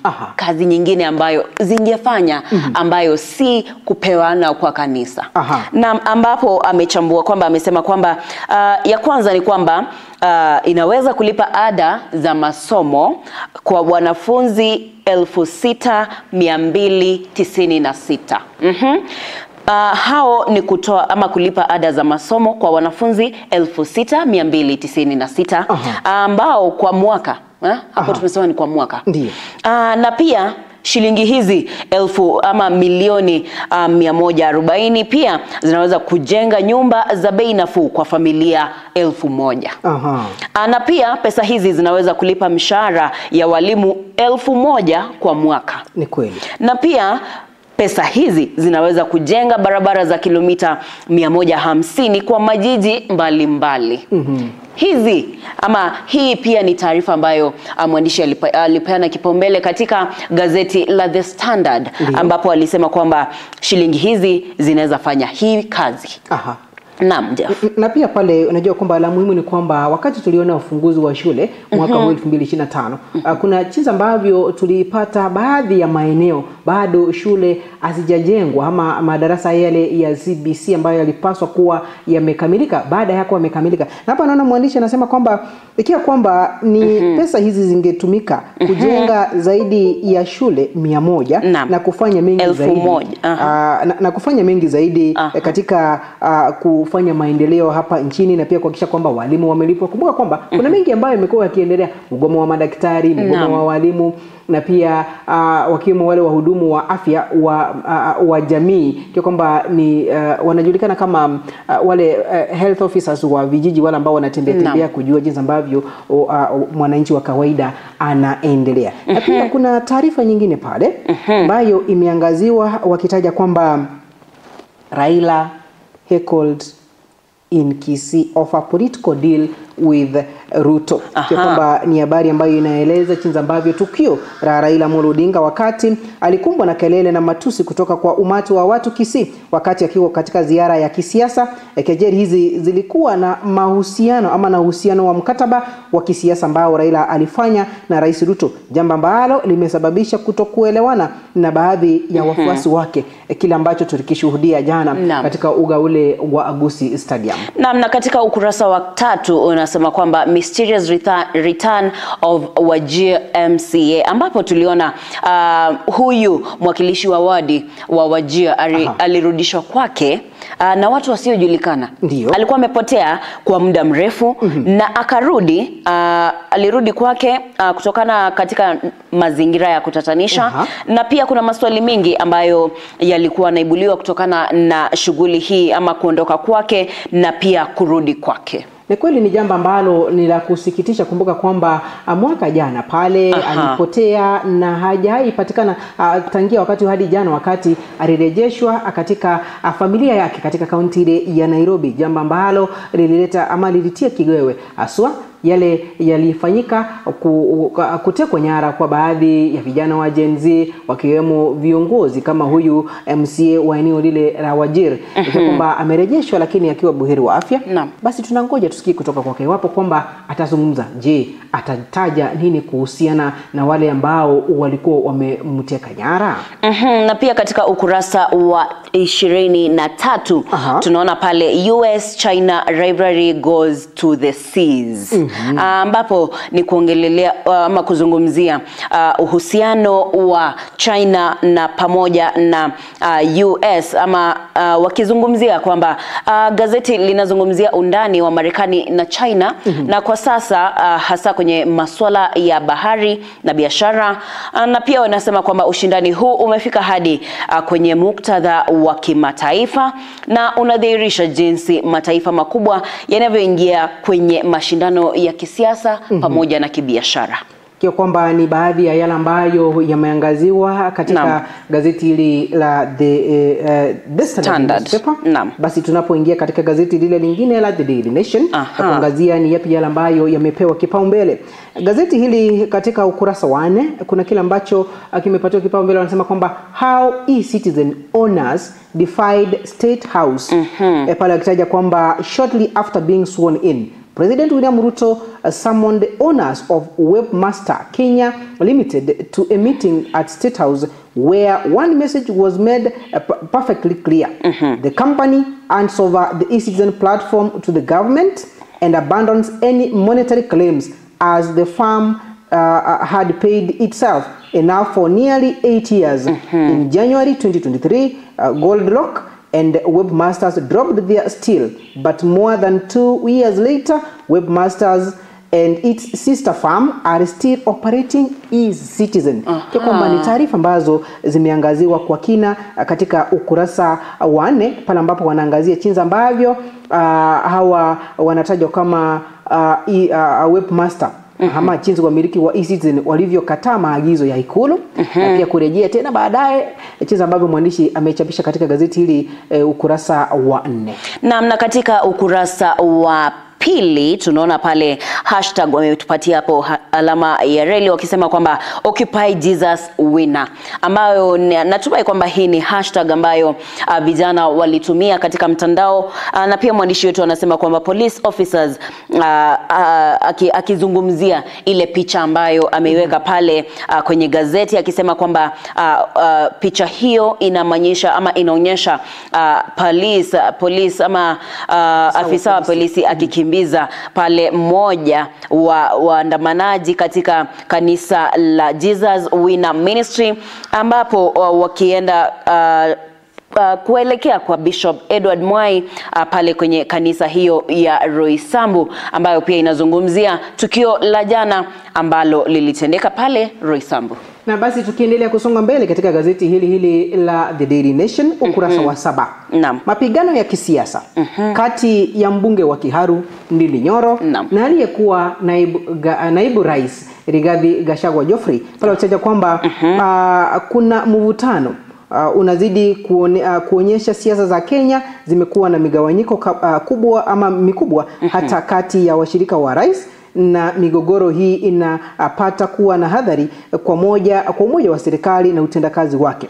Lakini lile ambalo wameliangazia kwamba gazeti hili linaeleza kuhusu mivutano kati ya wanasiasa wa upande wa rais, ambapo anatajwa Gachagua kama mmoja wa viongozi wa kisiasa anayeonekana kupoteza umaarufu kutokana na uhusiano wake na Rais Ruto. Inasemekana kuwa Gachagua amekumbwa na mivutano na baadhi ya wanasiasa wa upande wa rais, huku Ndindi Nyoro akionekana kutolewa na Gachagua kwa msingi ya kisiasa. Naam, tukiachana nayo hiyo natumai kwamba ni ukurasa wa 7. Na pia katika ukurasa huo tunamwona pale mwandishi akizungumzia taarifa ya vijana wa Gen Z ama vijana kwa hapa kaunti ya Kisii, akisema kwamba angry youth heckle Raila and Kisii over handshake with president. Anasema kwamba matukio ya jana ambayo yalitokea katika uwanja ama uga wa Gusii Stadium, ambapo vijana walimkimbiza ama walitoka uwanjani wakati ambapo Raila Odinga alipokuwa anazungumza, wakisema kwamba Ruto must go, wakizungumza na wakisema kwamba hawajafurahishwa na jambo hilo la Raila Odinga kuungana pamoja na Rais William Ruto. Basi tunapoendelea kusonga mbele katika gazeti hili la The Daily Nation, kuna taarifa ambazo zimeangaziwa katika ukurasa wa 3. Britain's murder suspect has to pending robbery with violence. Ikiwa kwamba ni habari ambayo inahusu kisa cha mauaji ya Britain mmoja hapa nchini Kenya, ambako mshukiwa wa mauaji hayo ana kesi 2 za wizi kwa kutumia furugu ambazo bado ziko mahakamani. Hii ni sehemu ya taarifa za usalama ambako inadhihirisha chinzi hali ya uhalifu inavyoshika kazi hapa nchini Kenya, na ni muhimu kuchukua hatua za haraka ili kupambana na uhalifu kama huo. Naam. Na katika ukurasa wa 10 ni tukiangazia masuala ya elimu, naona pale mwandishi amezungumza akisema kwamba Appellate Court ends Kenya School of Law monopoly, akisema kwamba the Court of Appeal has ended an 18-year monopoly that the institution has enjoyed in offering the advocates training program, ambayo pia amesema kwamba in the 18th month course the law graduates must pass to be allowed to represent clients in court. Good. Kwamba hayo ni baadhi tu ya yale ambayo yameangaziwa katika gazeti hilo la The Daily Nation. Songa mbele, gazeti lile la People's Daily. Gazeti lile la People's Daily lile ambalo limepewa kipaumbele katika ukurasa wa 12. Na samani ukurasa ni ukurasa wangapi huu? Ni ukurasa wa 17. Na pia kuna yale ambayo yamepatiwa kipaumbele katika ukurasa wa 6. Tukianza na lile ambalo limepatiwa kipaumbele katika ukurasa wa 6. Tunasema kwamba Teacher Service Commission seek 30 billion shillings for intern teachers. Kwa kwamba tume ya kuajiri walimu inahitaji shilingi bilioni 30 kwa ajili ya walimu wa mafunzo. Kwa kwamba hii ni habari ambayo inahusu ombi la Teacher Service Commission la fedha za kusaidia walimu wa mafunzo, ambapo taarifa nyingine pia inazungumzia maandamano dhidi ya Rais Ruto katika gazeti hili la Teacher Service Commission. Na pale tukizungumzia hili kidogo Jacinta, kwamba tumekuwa tukiona jinsi ambavyo tume ya kuajiri walimu imekuwa ikifanya mambo yake pale hasa katika kuajiri. Na mwaka jana tuliona maandamano ambayo yalifanywa na wale walimu wakufunzi ama niwaite kwamba interns kwa kufanya maandamano jinsi ambavyo Teacher Service Commission ilikuwa imetupilia mkataba wao wa awali, na kisha baada ya mgomo tukaona kwamba tena wamerejeshwa, na pale tumeona kwamba shirika hili basi linahitaji fedha ili kuhakikisha kwamba linalipa wale intern teachers.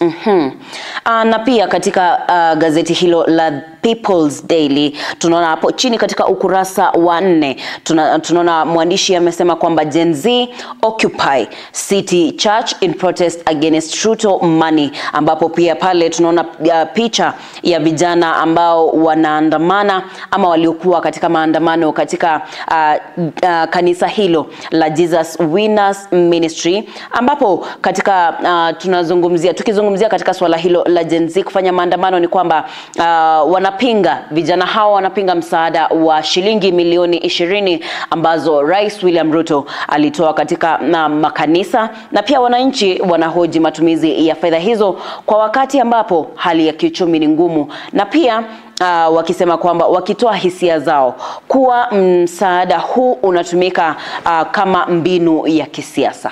Basi tukiendelea pia kuna yale ambayo yanalingana na yale ambayo tumeangazia katika gazeti lile ama magazeti gazeti lile la The Daily Nation na pia la The Standard, pale wakisema kwamba ukurasa wa 1 Defiance President makes 20 million charge donation, pesa ambazo Rais William Samoei Ruto alizitoa katika kanisa lile la Jesus Winners Ministry, na pia pale kuna taarifa ambayo imeangaziwa katika ukurasa wa 7. Ni taarifa kidogo inawahusisha ama inawahusu Wakenya wote na pia haswa vijana. Wanasema kwamba youths ripped off in overseas job scam, kwamba ni labor mobility. Wakenya kutafuta kazi nchi za nje haswa vijana. Hapa nikisema kwamba kuna jinsi ambavyo vijana kidogo wamedanganya kuhusu kazi hizi ambazo zinapeanwa pale majuu. Pia wengi huitishwa pesa na kisha baadaye hawapati nafasi hiyo ya kuenda kufanya kazi. Naona kwamba taarifa nyingine ni hiyo tu ambayo tumezungumzia katika gazeti hizi zingine, ambayo katika ukurasa wa 5 pia wamesema kwamba changing tide, ambapo wamesema kwamba Raila heckled in Kisii after dismissing Matiang'i dream. Hapa wamezungumzia swala la Matiang'i akisema kwamba ambapo Raila alisema kwamba Matiang'i hajasema kwamba ataenda kusimama. Lakini pia tumeona wenyeji ama wakazi wa Kisii wakisema kwamba Raila ama Matiang'i akijitokeza wanaweza kuwa wafuasi wake na pia wanaweza kumsupport. Lakini pia hilo limezungumziwa katika gazeti hili la People's Daily. Lakini nataka tupitie ujumbe ambayo wametuma watazamaji wetu katika sehemu ile ya Facebook, ambako tulikuambia kama unatutazama tuandikie ujumbe wako mfupi @Ndizi TV News Digital ili tuweze kuzungumza, na pia kupitia mtandao wetu wa WhatsApp na pia SMS ama ujumbe mfupi utatuma message kupitia kwa nambari yetu ya studio 0792192834. Na nikianza katika sehemu hii ya Ndizi TV naona pale Henry Kaunda anasema kwamba Imamba Engotu following nyumbani Ruakisi County locked in. Na mwingine pia Embu Surengi anasema kwamba Kurwa Bonchari Bomwancha akondani. Bismarck Masese anasema kwamba akiwa Botabori Kiamabundu Migingo South Mogirango anasema kwamba akondani ya mpango mpaka mwisho. Asante sana. Na Fred Moga anasema kwamba watching live kutoka Nyakemomisia Secondary, akisema kwamba tukumbuke kwamba Fred Moga Moturi anasema ako ndani ya kipindi chetu. Asante sana. Na kuna Voke hapa anasema kwamba when did you come back? We are just back. Tumerejea leo hii kwamba ni siku ya kwanza tarehe 10 mwezi wa 3 mwaka 2025, kwa kwamba ni kipindi cha kwanza kabisa hewani katika Ndizi TV kwa lugha ya Kiswahili. Na tunafurahia sana ambapo tulikuambia katika kipindi chetu cha Pambazuko kuwakumbusha tu tutakuwa tunawapa himizo la siku, tutakuwa tunawapa yaliyojiri ama yatakayokuwa yanajiri katika siku hiyo, na pia kuchambua magazeti, na pia tuna mjadala ambayo hiyo yote ama matukio hayo yote yatakuwa yanatendeka hapa ndani ya Pambazuko. Namuona hapa anajulikana kama Peter Umwino katika ukurasa wa Facebook akitaja kwamba anafuatilia kutoka maeneo ya Nyabitunwa, Massive, Loud and Clear. Endelea kufuatilia katika mitandao yetu yote ya kijamii pale Facebook, jinsi ambavyo tumekufahamisha unatupata kama Ndizi TV News Digital, Na pia pale sehemu ya YouTube utupate kama Ndizi TV News. Basi na pia nambari yetu ya simu ni 0792192834 ambapo hapo utatuma ujumbe mfupi na pia kupiga ama kutuma ujumbe kupitia mtandao ule wa WhatsApp.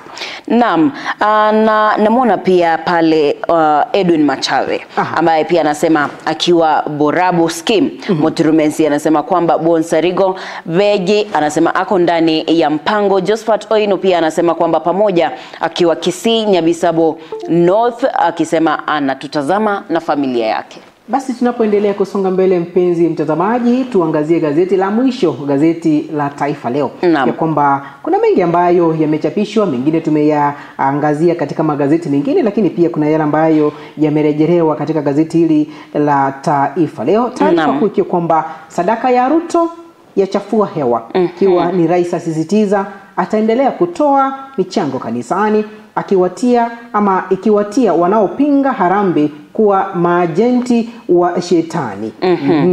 Kwa kwamba ni taarifa ambazo zimechapishwa katika ukurasa wa pili wa gazeti hili la gazeti la Taifa Leo. Naam, na pia naona pale katika ukurasa ama katika vidokezo, baada ya kuangalia vidokezo naona pale chini ukurasa wa 3 ambako mwandishi anasema kwamba Mbadi anasema kwamba serikali sasa inalemewa kufadhili elimu, ambapo mwandishi ameandika kwamba waziri asema elimu ya vyuo inahitaji shilingi bilioni 107 ilhali serikali inaweza kumudu shilingi bilioni 79 peke yake. Naam. Na vidokezo zaidi ni kwamba Joho auza dili ya Ruto na Raila eneo la Pwani. Ataka wakazi wa ukanda wa Pwani kuunga ndoa mpya ya kisiasa baina ya chama cha UDA na kile cha ODM. Taarifa ambazo zimechapishwa kwa kina katika ukurasa wa 4. Naam, na katika ukurasa wa 4 huo tunaona kwamba katika vidokezo seneta hapa kutatua shida ya ardhi Pwani, ambapo amesema kwamba anaahidi kutumia wadhifa wake katika kama mwenyekiti wa kamati ya ardhi kukabili unyakuzi. Na pia katika gazeti hili la Taifa Leo ukurasa wa 5 pale wanataja kwamba taarifa zile ambazo zimepewa kipaumbele ukurasa huu wa 5 ni kwamba Uhuru apata ushindi kesi ya Jubilee, mahakama ya rufaa yapiga breki mrengo wa Kanini Ikenga. Na pia katika taarifa za spoti tunaona pale, najua hapa lazima nipunguze mwendo kidogo ndiposa utamke vizuri. Nitamke vizuri. Na pia najua kwamba kuna wafuasi wengi huko nje ambao wanapenda sana timu hii ya Liverpool, akiwemo yule ambaye yako nyuma ya kamera, top scorer kwanza. Tunajua kwamba top scorer atakuwa anakuja, mwanaspoti wetu hapa ndani ya Ndizi TV, na anapenda sana Liverpool, na alizungumza tukiongea pale siku ya Ijumaa, alikuwa anasema kidogo Liverpool najua itashinda. Najua itashinda. Na naona sijajua, lakini acha tuwasomee. Katika ukurasa wa 20 tunaona pale Liverpool waanza kunusa haruru ya taji, ambapo anasema kwamba wanahitajika kushinda mechi 6 pekee kutawazwa mabingwa wa EPL. Watashinda kweli? Tutangoja tuone ni kipi kile ambacho kinaendelea. Na jana nadhani kwamba timu ya Arsenal walikuwa wanagaragazana na timu ya Manchester United. Na kile ambacho kilitokea nadhani ni sare ya bao 1-1 kati ya timu hizo mbili. Basi Arsenal ikibakia nambari 2. Kuna ule wimbo ambao tunasikia sana. Nikiwa mtoto mdogo nilikuwa nasikia kati ya Man U na Arsenal ni gani kali kabisa. Sasa wametoka moja gani kali? Mtazamaji, kati ya Man U na Arsenal gani kali? Tueleze. Sitaki kumsemea mtazamaji, lakini atakisemea kupitia kwa mitandao yetu ya kijamii. Pale ambapo atakuwa anataja ni kipi kile ambacho anajihisi kwa kurejea kwetu, na pia atatueleza. Lakini nadhani mimi binafsi nataja kwamba kwa timu hizi mbili ile iliyo juu ya nyingine basi ndio kali. Gani iliyo juu ya nyingine? Arsenal iko juu ya nyingine. Ukiangalia EPL table pale, ndio kwamba top scorer najua anafahamu zaidi mahali ambapo timu ya Manchester United ilipo na mahali ambapo timu ile ya Arsenal ilipo. sitaki kuongea mengi kuhusu spoti kwa sababu sijui mengi kuhusu soka. Lakini nitapunguza tu mwendo, lakini najua kwamba wafuasi wa Manchester United wao hushabikia sana timu yao. Na nikiona sana pale mtandaoni, sijui ni marafiki zangu wengi ambao wanashabikia Manchester, lakini huwa naona kwamba ina ucheshi mingi wakati wanaenda kucheza. Unapata kwamba wako tayari na wanasema kwamba tushinde tusishinde, sisi bado ni Manchester. Arsenali wanafanya hivyo kweli? Pia ndio kuna baadhi ya lakini si mashabiki na si sana kweli, lakini kuna wale ambao ni die hards. Ukimwamsha Arsenali, akilala Arsenali, akitembea Arsenali. Hata ukimwambia leo yenye itacheza ni hii na hii. Jana nikakutana na jamaa moja baada ya kutoka pale Gusii Stadium. Kanieleza kwamba leo hii tutawakanyaga. Tutawakanyaga kina nani? Tutawakanyaga Manchester United. Je, una uhakika? Huyo ni shabiki sugu wa timu ile ya Arsenal ambaye anajulikana kama Dennis. Ndio kwamba leo lazima tuwakanyage. Tusipowakanyaga basi atakula sisi kula. Lakini kuna wale ambao wameweka mipira rohoni na sana. Wanaipenda sana. Hatafanya kazi yake kama hajawachi mpira. Basi tunaendelea kusonga mbele, mpenzi mtazamaji, hii Uwandizi TV, ikiwa kwamba utatupata katika mitandao yetu ya kijamii, pale Facebook tupate kama Ndizi TV News Digital, na pale sehemu ya YouTube utupate kama Ndizi TV News, na pia upande ule wa TikTok utupate kama Ndizi TV News. Naam, na kwa sasa tumepitia magazeti yote ambayo tulikuwa tunafaa kushughulikia katika siku hii ya leo katika uchambuzi wa magazeti, na tukiangalia baadhi ya maneno yale ambayo yamepatiwa kipaumbele haswa kwa gazeti zote. Naam, kitu cha kwanza ambacho nimeangalia ambacho kimepatiwa kipaumbele ni kuhusu pesa ama hela ambazo Rais William Ruto amepatia kanisa. Na pia tumeona pale kisiasa ama matukio ya kisiasa, ikiwa kwamba ni handshake niite vile ambayo ilifanyika wiki jana kati ya Rais William Samoei Ruto na pia yule kiongozi wa chama cha ODM ambao kidogo wameungana pamoja, na pia hisia tofauti zimetolewa kutoka kwa Wakenya katika hadhi mbalimbali, wakiwemo wanasiasa, vijana, wasee na hata wale ambao ni wakongwe tu katika siasa hizi, kwa kwamba ni yale yote ambayo yameangaziwa katika magazeti lile ambalo tumeliona liko katika gazeti la The Standard, gazeti la The Daily Nation, Post Daily na pia gazeti la Taifa Leo, ikiwa kwamba Raila alipigiwa kelele kwa mara ya kwanza nchini Kisii, mchini Kisii ambapo alitembea pale katika uzinduzi wa sare za timu ile ya Shabana. Na pia katika magazeti pia tukiangazia yale ambayo wamepatia kipaumbele, tunaona pale masuala ya elimu ambayo wamesema kwamba walimu wanahitaji hela nyingi ambazo wamesema kwamba kwa sasa wana bilioni 79 lakini wanahitaji bilioni 1,000 milioni 100 na kuongezeka kwenda mbele. Na pia tunaona pale jinsi ambavyo maudhui ya vurugu kidogo tunaweza yaona pale, kwa sababu tumeona Gen Z pia wakijitokeza wakisema kwamba kwa sasa ni kama tumechoka. Ni kweli. Na ni baadhi tu ya yale ambayo yaliyomo magazetini, na pia ukisoma kwa kina, ukipata gazeti hili ama magazeti haya yote lile ambalo unapenda, basi utakuwa unayasoma kwa kina. Basi kwa muda huu tutakuwa tunaelekea mapumziko mafupi, kisha baadaye tukirejea leo hii katika kitengo cha 3 tutakuwa na mgeni katika studio zetu. Mgeni wetu ni Mheshimiwa Steve Arika ambaye ni mwakilishi wa wadi ile ya Ibeno katika kaunti hii ya Kisii. Baadhi ya yale ambayo tutakuwa tunayangazia Jacinta ni pamoja na utendakazi wake katika eneo lile la Ibeno, siasa za kitaifa, ikiwa kwamba muungano huu wa Raila Amolo Odinga na kiongozi wa nchi, na pia jinsi ambavyo kazi imekuwa ikifanywa katika kaunti ya Kisii. Na pia bila kusahau urejeo wa Ndizi TV.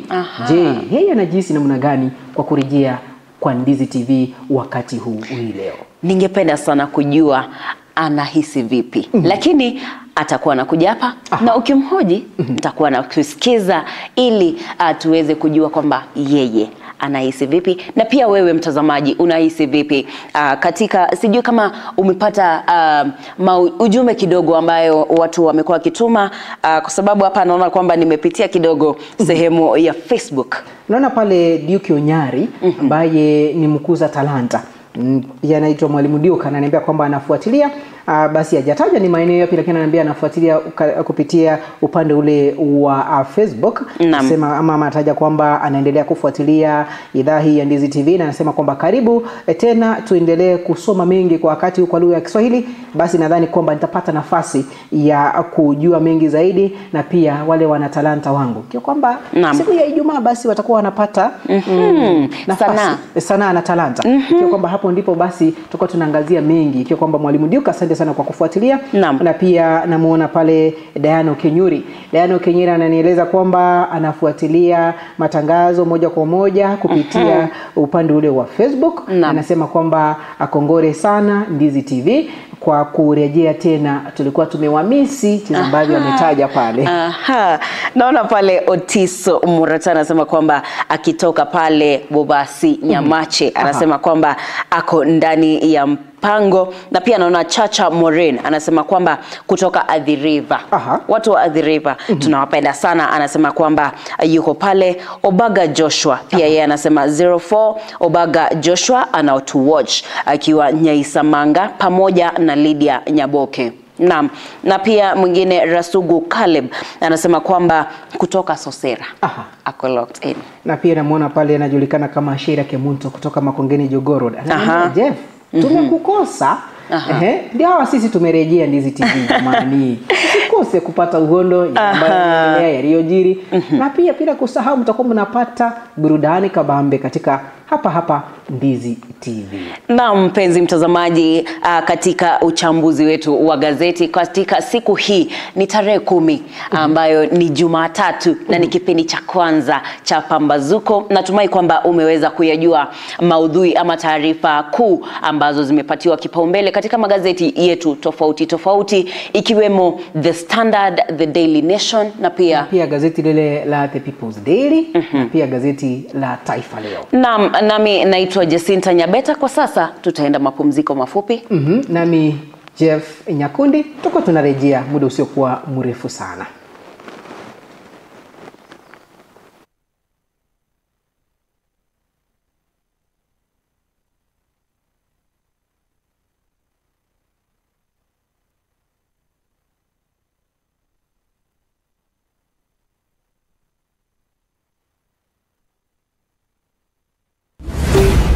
Hii ni Ndizi TV, utamu uliokolea.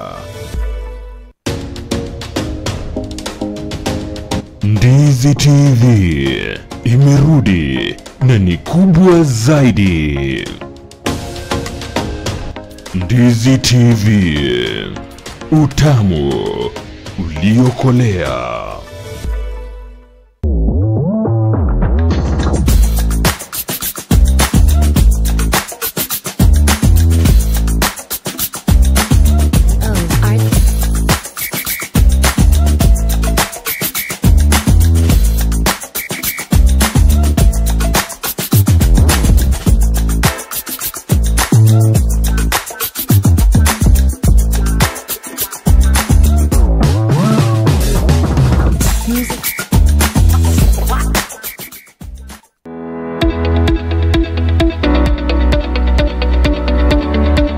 Umekuwa ukitafuta chuo ambacho kipo mahali tulivu, cha kisasa na kinachotoa mafunzo yatakayokuwezesha kupata kazi nyakati hizi, na kina walimu waliohitimu. Bahas Camel Park Training College ndicho chuo hicho. Wana courses za diploma na certificate kama housekeeping management, tourism management, food and beverage sales management, fashion design, cosmetology, information communication technology, graphic design, film production, broadcast journalism, marketing management, business management na zingine nyingi. Pia wana short courses kama vile computer packages, front office management, digital marketing, video editing na zingine nyingi. Admission inaendelea. Mwandikie barua msimamizi mkuu wa chuo hicho pamoja na vyeti vyako vya KCSE au result slip. Pia unaweza jisajili mtandaoni kwa tovuti yetu ya www.camelparkcollege.co.ke au upige simu kwa 0755386594 au 0753915354. Tupo katika barabara ya Kisii Kilgoris. Camel Park Training College, empowering excellence, inspiring innovation.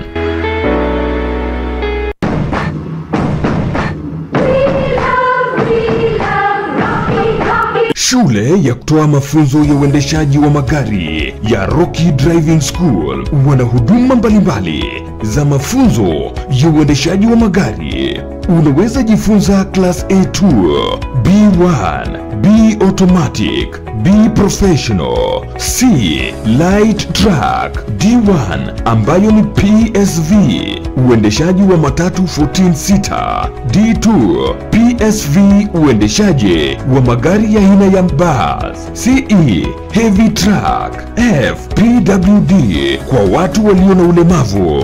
Pia wana short courses za PCD na B executive. Uzuri wa kujifunza kuendesha gari na Rocky Driving School ni kwamba klase zao ziko flexible kabisa na ni wakati wowote kwa siku. Wako approved na shirika la NTSA. Kuna mafunzo ya kuendesha mezani, wana basic mechanics, basic first aid na mengine mengi. Mjini Kisii wapo jumba la Market Plaza next to Uhuru Plaza. Nyakoe wako Kiuge Junction. Nyamira Rocky Driving School wako at Manga Building Sama Petrol Station, na Ugembo wako mita 100 kutoka barabara kuu ya Mosora, na pia wako Kilgoris Town. Wana special offers kwa form 4 school leavers. Kwa mengi zaidi mpigie simu manager wa Rocky Driving School.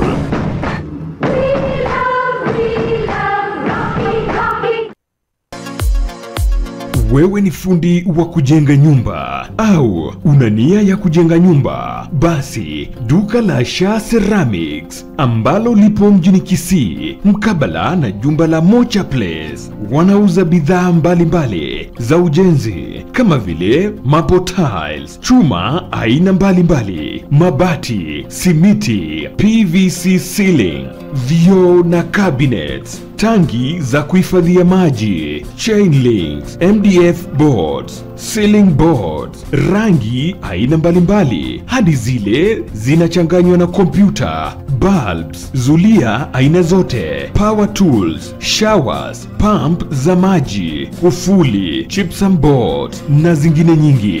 Wapigie simu kwa nambari 0703943972. Sha Ceramics for hardware and sanitary.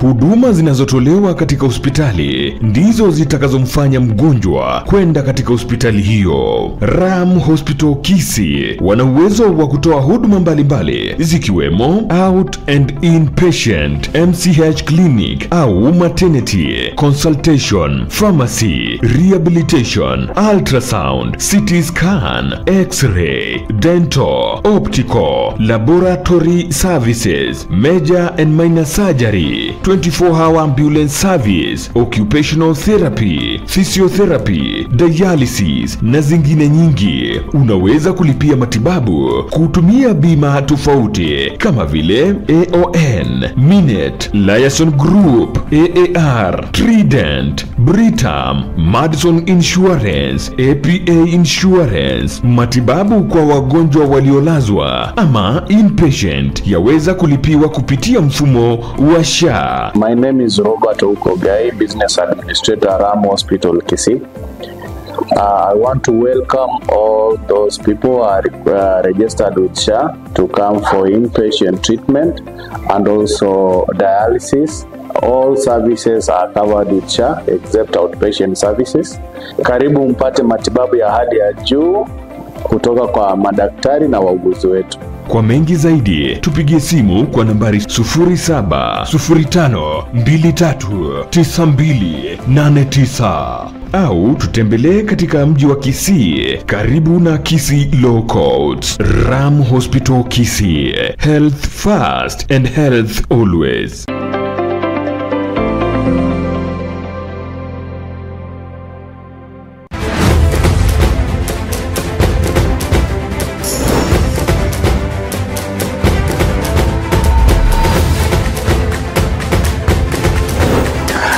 Ujambo mpenzi mtazamaji wa Ndizi TV, karibu kwenye kipindi Viwanjani kila siku ya Jumamosi kuanzia saa 8 hadi saa 10 jioni. Hapa Viwanjani nitakufahamisha yote yanayojiri kwenye ulingo wote wa spoti.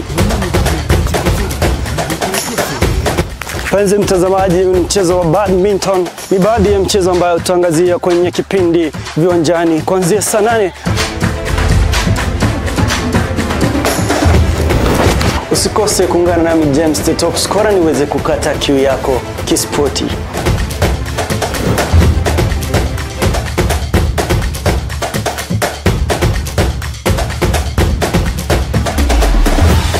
Karibu Viwanjani.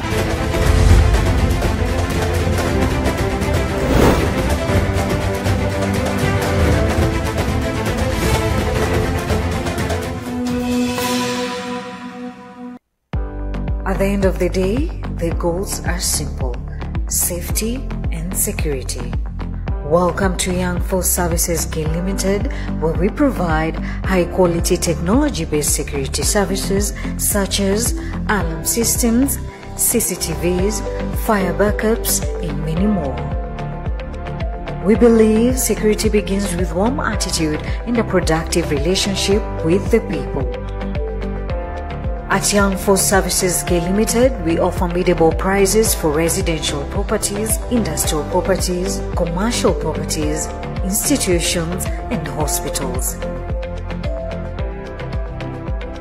We are committed to providing reliable quality protection to a variety of industries through custom design strategies, expertly trained security guards, and excellent customer services. For more information, call 0795 518 989 or 0735 364 418 or 0781 518 989. Email youngforceserviceskltd@gmail.com or onemwell123@gmail.com or info@yfsltd.co.ke. Visit our website www.yfsltd.co.ke or visit our office in Milimani Estate next to Ogra Foundation or Azimio Business Complex opposite Palmas Hotel. Young Force Services K Limited, we believe in security with a human touch.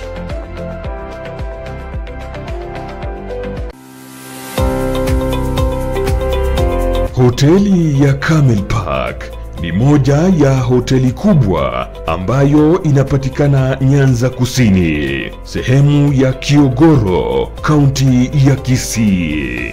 Huduma zinazotolewa ni za viwango vya juu kabisa. Kuna mkahawa ambao wanapika vyakula mbalimbali vikiwemo vyakula vya kiasili. Kuna sehemu ya kujiburudisha kwa vinywaji na kuna vyumba vya kulala vile vya regular na executive. Kuna sehemu za watoto kuchezea vidimbwi vya kuogelea vya watoto na watu wazima. Kuna conference halls kwa wale wanaohitaji kufanya mikutano. Kuna makavazi yanayohifadhi zana za kale. Pia kuna wanyama wa pori kama vile kobe, mamba na wengine wengi. Kuna nafasi kubwa ya kuegesha magari. Pia kuna magari ya kutosha ya kutembeza wageni katika mbuga za wanyama. Ikiwa una hafla ya harusi au siku ya kuzaliwa, pia unaweza tutembelea. Tufikie kwa tovuti yetu ya www.camelpark.com au utupigie simu kwa 0714386594. Camel Park inakuletea huduma ya viwango vya juu karibu nawe.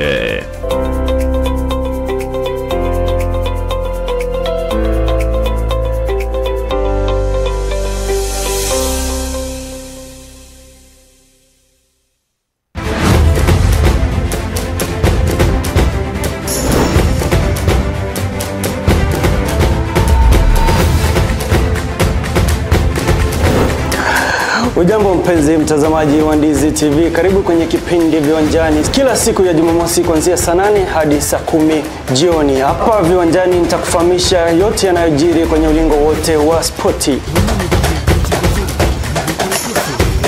Mpenzi mtazamaji, mchezo wa badminton ni baadhi ya mchezo ambayo tutaangazia kwenye kipindi Viwanjani kuanzia saa 8. Usikose kuungana nami James the Top Scorer niweze kukata kiu yako kispoti.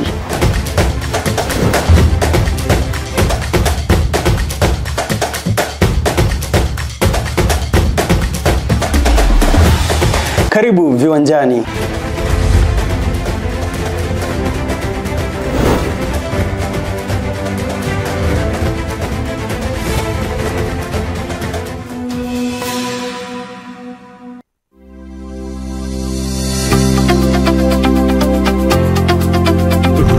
Training College ni chuo cha mafunzo ya udaktari kilicho mjini Kisii. Kina courses kama vile Diploma in Nursing ambao usajili wake wa mwezi wa 3 na mwezi wa 4 unaendelea. Katika usajili wa mwezi wa 9 na mwezi wa 10 kuna courses kama vile Diploma and Certificate in Clinical Nutrition and Dietetics, Diploma and Certificate in Medical Social Work, Certificate in Theatre Technology, Diploma in Community Health na Certificate in Community Health Assistant. Kuna uwezekano wa kupata mkopo wa HELP na mafunzo ya HTC NASCOP yanaendelea na usajili wake.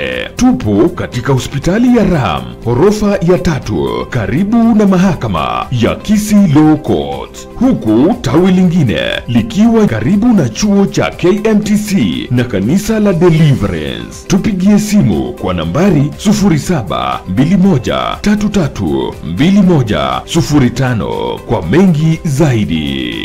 Welcome to Ram Medical Training College. Ram Training College. We provide quality service and uphold high intellectual values.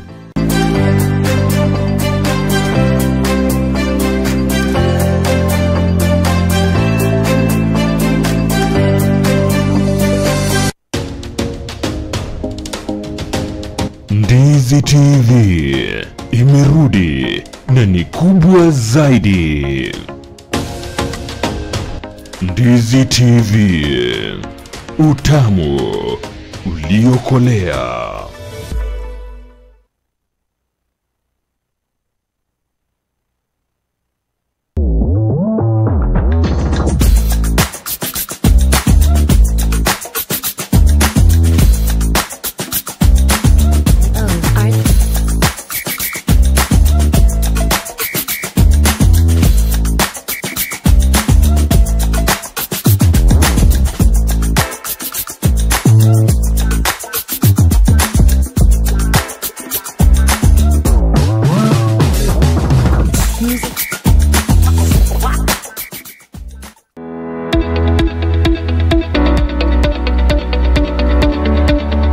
umekuwa ukitafuta chuo ambacho kipo mahali tulivu, cha kisasa na kinachotoa mafunzo yatakayokuwezesha kupata kazi nyakati hizi, na kina walimu waliohitimu, basi Camel Park Training College ndicho chuo hicho.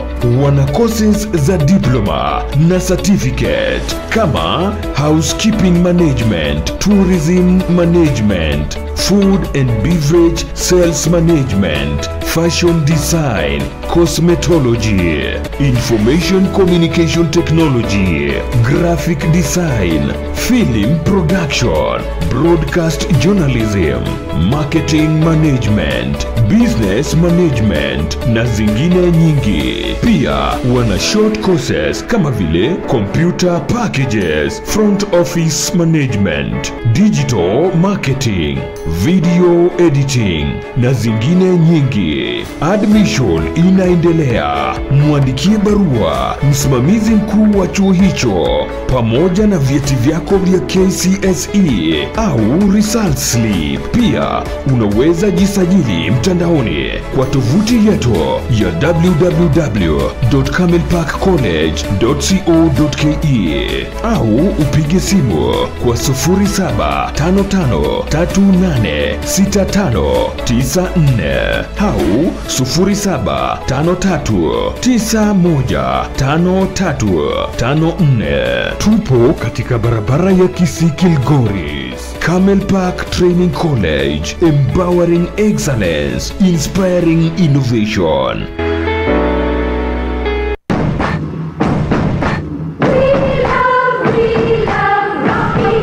Shule ya kutoa mafunzo ya uendeshaji wa magari ya Rocky Driving School wana huduma mbalimbali za mafunzo ya uendeshaji wa magari. Unaweza jifunza class A2, B1, B automatic, B professional, C light truck, D1 ambayo ni PSV, uendeshaji wa matatu 14 sita, D2 PSV, uendeshaji wa magari ya aina ya bus, CE heavy truck, F PWD kwa watu walio na ulemavu.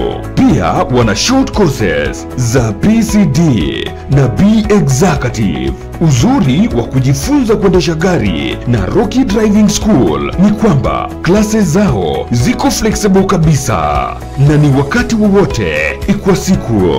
Wako approved na shirika la NTSA. Kuna mafunzo ya kuendesha mezani, wana basic mechanics, basic first aid na mengine mengi. Mjini Kisii wapo jumba la Market Plaza next to Uhuru Plaza. Nyakohe wako Kiuge Junction. Nyamira Rocky Driving School wako at Manga Building, Sama Petrol Station. Na Ugembo wako mita 100 kutoka barabara kuu ya Mosora. Na pia wako Kilgoris Town. Wana special offers kwa form 4 school leavers. Kwa mengi zaidi mpigie simu manager wa Rocky Driving School.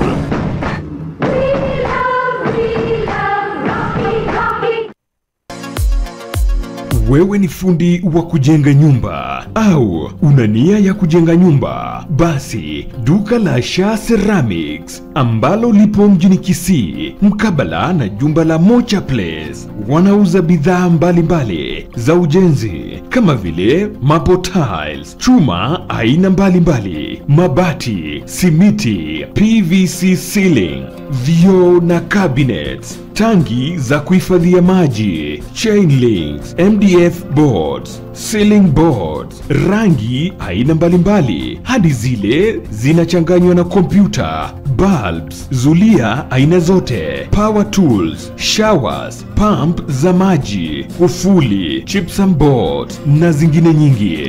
Wapigie simu kwa nambari 0703943972. Shah Ceramics for hardware and sanitary.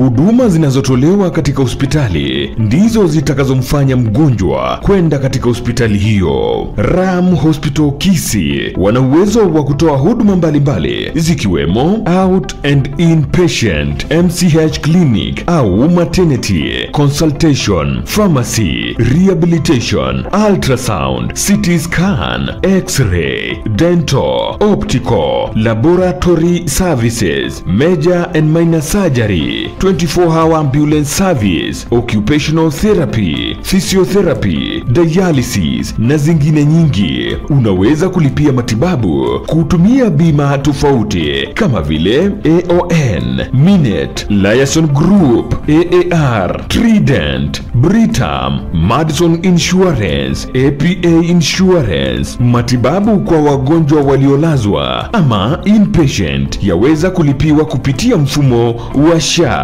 My name is Robert Ukogai, Business Administrator, Ram Hospital Kisii. I want to welcome all those people who are registered with SHA to come for inpatient treatment and also dialysis. All services are covered with SHA except outpatient services. Karibu mpate matibabu ya hali ya juu kutoka kwa madaktari na wauguzi wetu. Kwa mengi zaidi, tupigie simu kwa nambari 0705239289 au tutembelee katika mji wa Kisii karibu na Kisii Law Courts. Ram Hospital Kisii, health first and health always.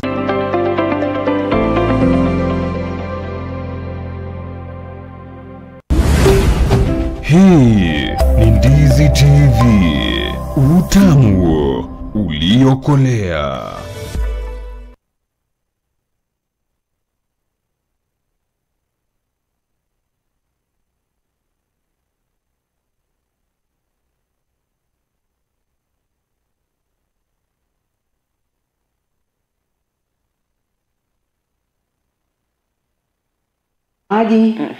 Basi mpenzi mtazamaji, baada ya kuwa katika mapumziko mafupi tumerejea tena. Tuendelee kukufahamisha kati ya yale ambayo yameendelea, na kisha tushafanya vile basi ni kujiandaa katika mjadala ambayo tutakuwa nao siku hii ya leo na mgeni wangu Stefarika, ambaye nishaona pale amefika, anaendelea kutayarisha tu, lakini kuna jambo ambalo dadangu ako nalo hapa. Naam, na kidogo tunataka tupitie pale maoni ya watazamaji katika sehemu ya YouTube ambapo tulikuambia kwamba unaweza kututazama pale at Ndizi TV News ili tuweze kujua maoni yako. Naona pale Euphemia Oyori anasema kwamba watching live and clear from Nyabisabo, na pia ameweka pale emoji.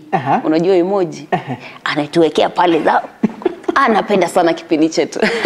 Sawa kabisa. Pia namuona pale Roslida Nyaboke. Anasema kwamba Kiswahili mufti. Tunashukuru sana Roslida, na pia tumeweza kuzungumzia katika awamu zetu hapo awali, tumekuwa tukizungumzia masuala tofauti katika taarifa ambayo yalikuwa yanatokea, yaliyojiri weekend hii. na pia yatakayokuwa yanajiri ama yale ambayo tunayangoja. Naam, na kuangalia tu tumekuwa tukipitia magazeti, tumechambua, na ni tumaini letu kwamba wewe mtazamaji umeweza kujua ama kujijuza mengi kutoka kwa kipindi chetu cha Pambazuko. Nafahamu kwamba utakuwa unaondoka, lakini kabla sijakuruhusu uondoke, Jebukati alizikwa wiki jana. Siku ya Jumamosi. Na baadhi ya viongozi wakiongozwa naye Rais William Samoei Ruto walihudhuria katika maziko yake, huku akimeniniwa sifa kedekede na yale yaliyofanyika wakati wa uchaguzi mkuu mwaka 2022 yakitipuka tena. Naam, na pia tuliona familia yake pamoja na jamaa wakimuomboleza, wakisema kwamba huyu alikuwa ni mtu ambaye ana heshima zake, ni mtu ambaye alikuwa mkarimu, ni mtu ambaye alikuwa na ujasiri, ambayo aliweza kufanya kazi yake kwa ujasiri na kwa ukweli. Basi hivyo watasema kwamba Waswahili mgala muue na haki yake umpe. Basi ndipo tunaendelea mbele. Dadangu atakuwa anatuaga, kisha baadaye tukirejea ama nikirejea mie nitakuwa nikirejea na mgeni wangu Stefarika, ambako tutakuwa tunaangazia maendeleo katika eneo wadi yake ya Ibeno pale, na pia maendeleo katika kaunti ya Kisii, bila kusahau kurejea kwa Ndizi TV ikiwa kwamba ni moja ya jambo lile ambalo tuliangazia, na pia siasa za kitaifa ikiwa yale mazungumzo ama makubaliano tuseme ni andishiki ambayo imefanyika kati ya kiongozi wa nchi ya Rais William Samoei Ruto na kiongozi wa chama kile cha ODM Raila Amolo Odinga. Je, yeye anaona maoni yake ni vipi na namna gani kaunti za Kisii, Nyamira na maeneo haya ya Nyanza kwa ujumla zaidi? Naam, mpenzi mtazamaji, nitumai kwamba umeweza kujifunza mengi na mimi nitaweza kuondokea hapa ili nimwache mwenzangu Jeff aweze kuendelea na awamu ya 3 na ya mwisho katika kipindi cha Pambazuko. Mimi nitaungana nanyi siku ya kesho, lakini tutakuwa pamoja. Lakini siku ya kesho nitakuwa nazungumzia masuala ya afya ili tuweze kukuongelesha ama kukuzungumzia kuhusu magonjwa tofauti ambayo yanafanyika ama ambayo yanaweza kupatikana katika hospitali zetu. Jina langu Jacinta Nyabeta, nashukuru. Basi Jacinta Nyabeta anapoondoka, tunapojiandaa katika kikao chetu kichacho dakika chache kutoka sasa hivi ambako tutakuwa tunaangazia masuala ya jinsi ambavyo nimekueleza Kisii County kazi namna gani.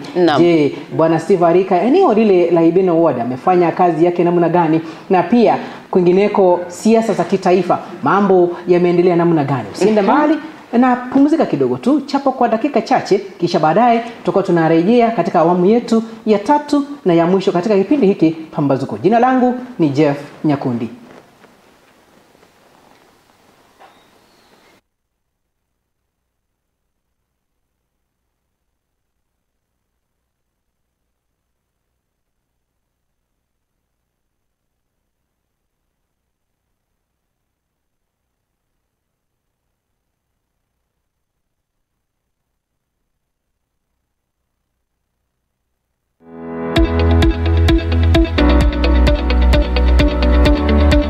Umekuwa ukitafuta chuo ambacho kipo mahali tulivu, cha kisasa na kinachotoa mafunzo yatakayokuwezesha kupata kazi nyakati hizi, na kina walimu waliohitimu. Bas Camel Park Training College ndicho chuo hicho. Wana courses za diploma na certificate kama housekeeping management, tourism management, food and beverage sales management, fashion design, cosmetology, information communication technology, graphic design, film production, broadcast journalism, marketing management, business management na zingine nyingi. Pia wana short courses kama vile computer packages, front office management, digital marketing, video editing na zingine nyingi. Admission inaendelea. Mwandikie barua msimamizi mkuu wa chuo hicho pamoja na vyeti vyako vya KCSE au result slip. Pia unaweza jisajili mtandaoni kwa tovuti yetu ya www.camelparkcollege.co.ke au upige simu kwa 0755386594 au 0753915354. Tupo katika barabara ya Kisii Kilgoris. Camel Park Training College, empowering excellence, inspiring innovation.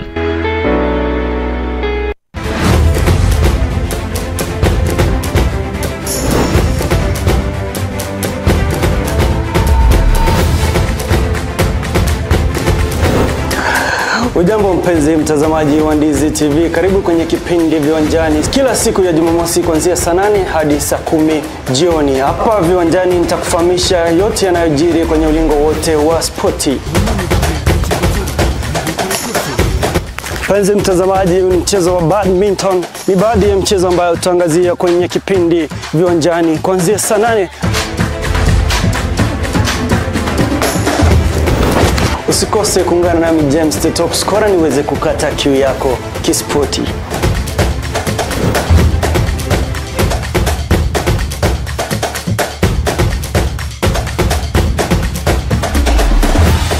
Karibu Viwanjani.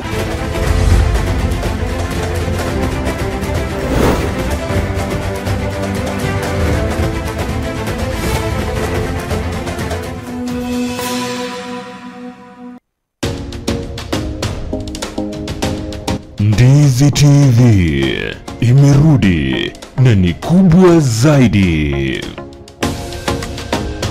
Ndizi TV, utamu uliokolea. Huduma zinazotolewa katika hospitali ndizo zitakazomfanya mgonjwa kwenda katika hospitali hiyo. Ram Hospital Kisii wana uwezo wa kutoa huduma mbalimbali zikiwemo out and inpatient, MCH clinic au maternity, consultation, pharmacy, rehabilitation, ultrasound, CT scan, x-ray, dental, optical, laboratory services, major and minor surgery, 24-hour ambulance service, occupational therapy, physiotherapy, dialysis na zingine nyingi. Unaweza kulipia matibabu kutumia bima tofauti kama vile AON, Minet, Liaison Group, AAR, Trident, Britam, Madison Insurance, APA Insurance. Matibabu kwa wagonjwa waliolazwa ama inpatient yaweza kulipiwa kupitia mfumo wa SHA. My name is Robert Ukogai, Business Administrator, Ram Hospital Kisii.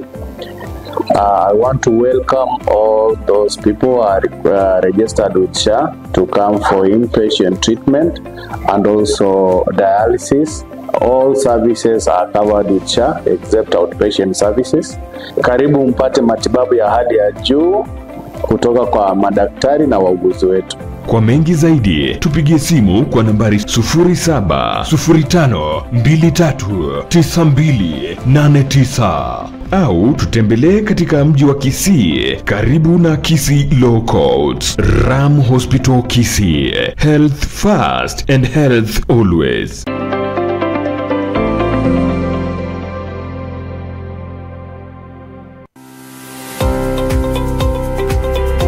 Hoteli ya Camel Park ni moja ya hoteli kubwa ambayo inapatikana Nyanza Kusini, sehemu ya Kiogoro, kaunti ya Kisii. Huduma zinazotolewa ni za viwango vya juu kabisa. Kuna mkahawa ambao wanapika vyakula mbalimbali vikiwemo vyakula vya kiasili. Kuna sehemu ya kujiburudisha kwa vinywaji na kuna vyumba vya kulala vile vya regular na executive. Kuna sehemu za watoto kuchezea, vidimbwi vya kuogelea vya watoto na watu wazima. Kuna conference halls kwa wale wanaohitaji kufanya mikutano. Kuna makavazi yanayohifadhi zana za kale. Pia kuna wanyama wa pori kama vile kobe, mamba na wengine wengi. Kuna nafasi kubwa ya kuegesha magari. Pia kuna magari ya kutosha ya kutembeza wageni katika mbuga za wanyama. Ikiwa una hafla ya harusi au siku ya kuzaliwa, pia unaweza tutembelea. Tufikie kwa tovuti yetu ya www.camelpark.com au utupigie simu kwa 0714386594. Camel Park inakuletea huduma ya viwango vya juu karibu nawe.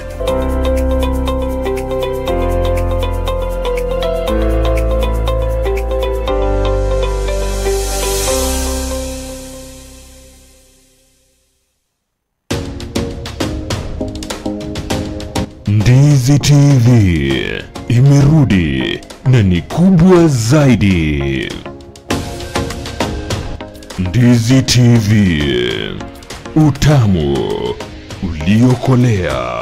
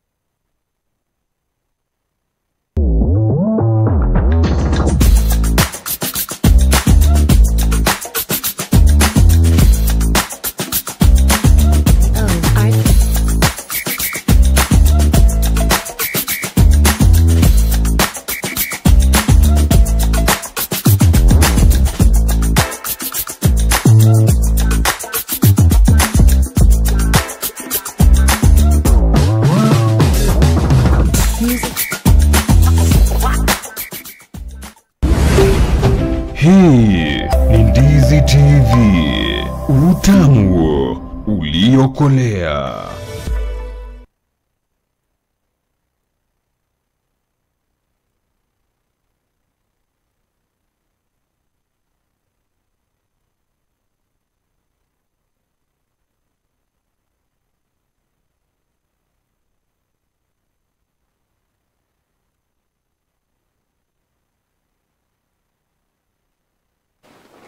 Basi mpenzi mtazamaji ambayo inaendelea kufuatilia idhaa hii ya Ndizi TV, popote pale ulipo, ikiwa kwamba tena tumerejea hewani, jinsi ambavyo nilikuwa nimekuarifu awali na kukuahidi kwamba leo hii nitakuwa na mgeni wangu wa kwanza katika kipindi hiki cha Pambazuko, ambaye ni Mheshimiwa Steve Arika.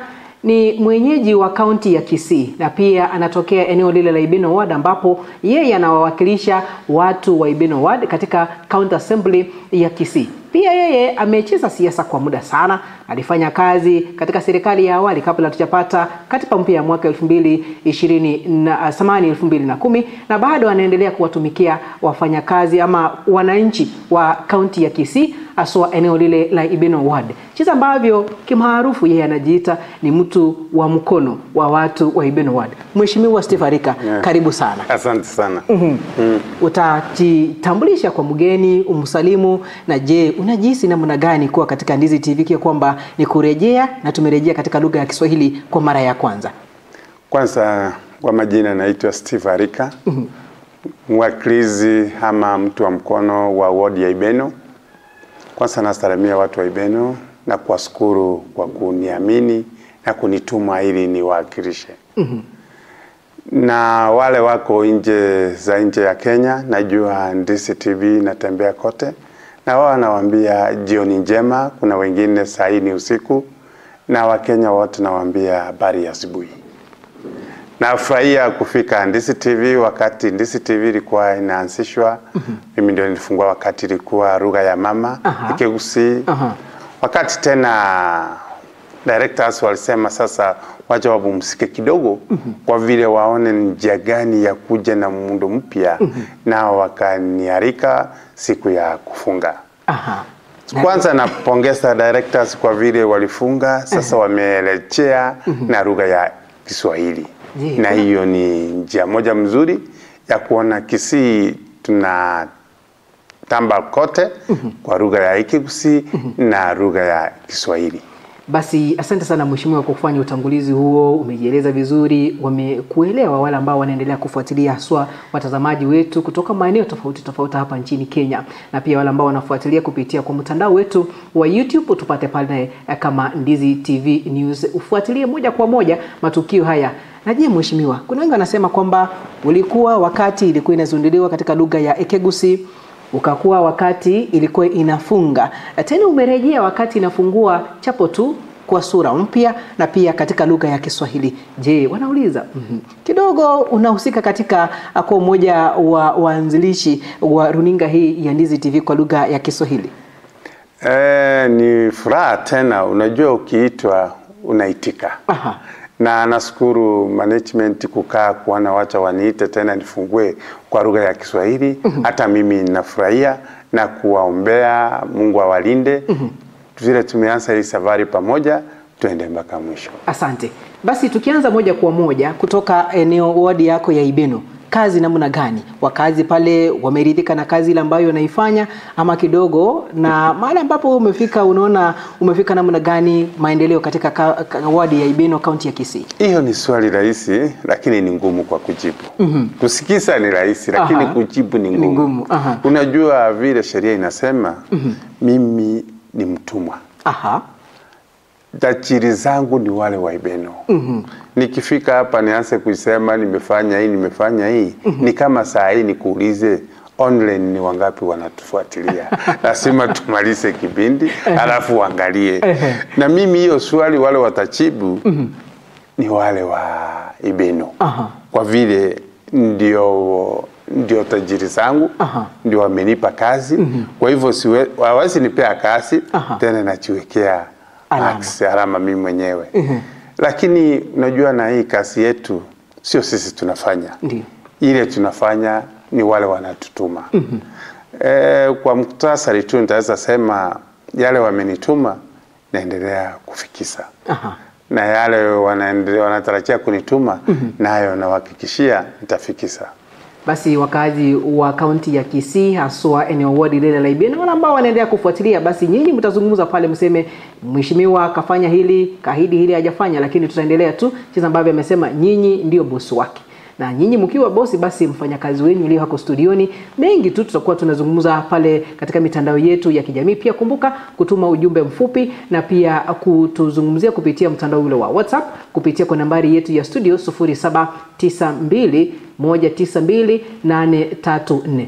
Mheshimiwa, tunapozidi kusonga mbele, tukiangazia kaunti ya Kisii, kuna maendeleo ambayo yamefanyika kidogo. Kuna wale ambao wanasema kwamba kaunti ya Kisii haijafanya kazi vile ambavyo ilikuwa imeahidi. Chapo imefanya, lakini haijafikia mahali ambapo wao wanahitaji. Je, utazungumzia namna gani maendeleo katika kaunti ya Kisii? Kaunti ya Kisii sio kaunti inafanya maendeleo. Ni kweli. Kaunti ya Kisii ni hizi ward zetu. Ndio. Kama ni kusema kaunti ya Kisii haifanyi, kwa hivyo ward asifanyi. Kaunti ya Kisii, unajua kila mwakilishi ako na ile mambo anawakilisha katika assembly.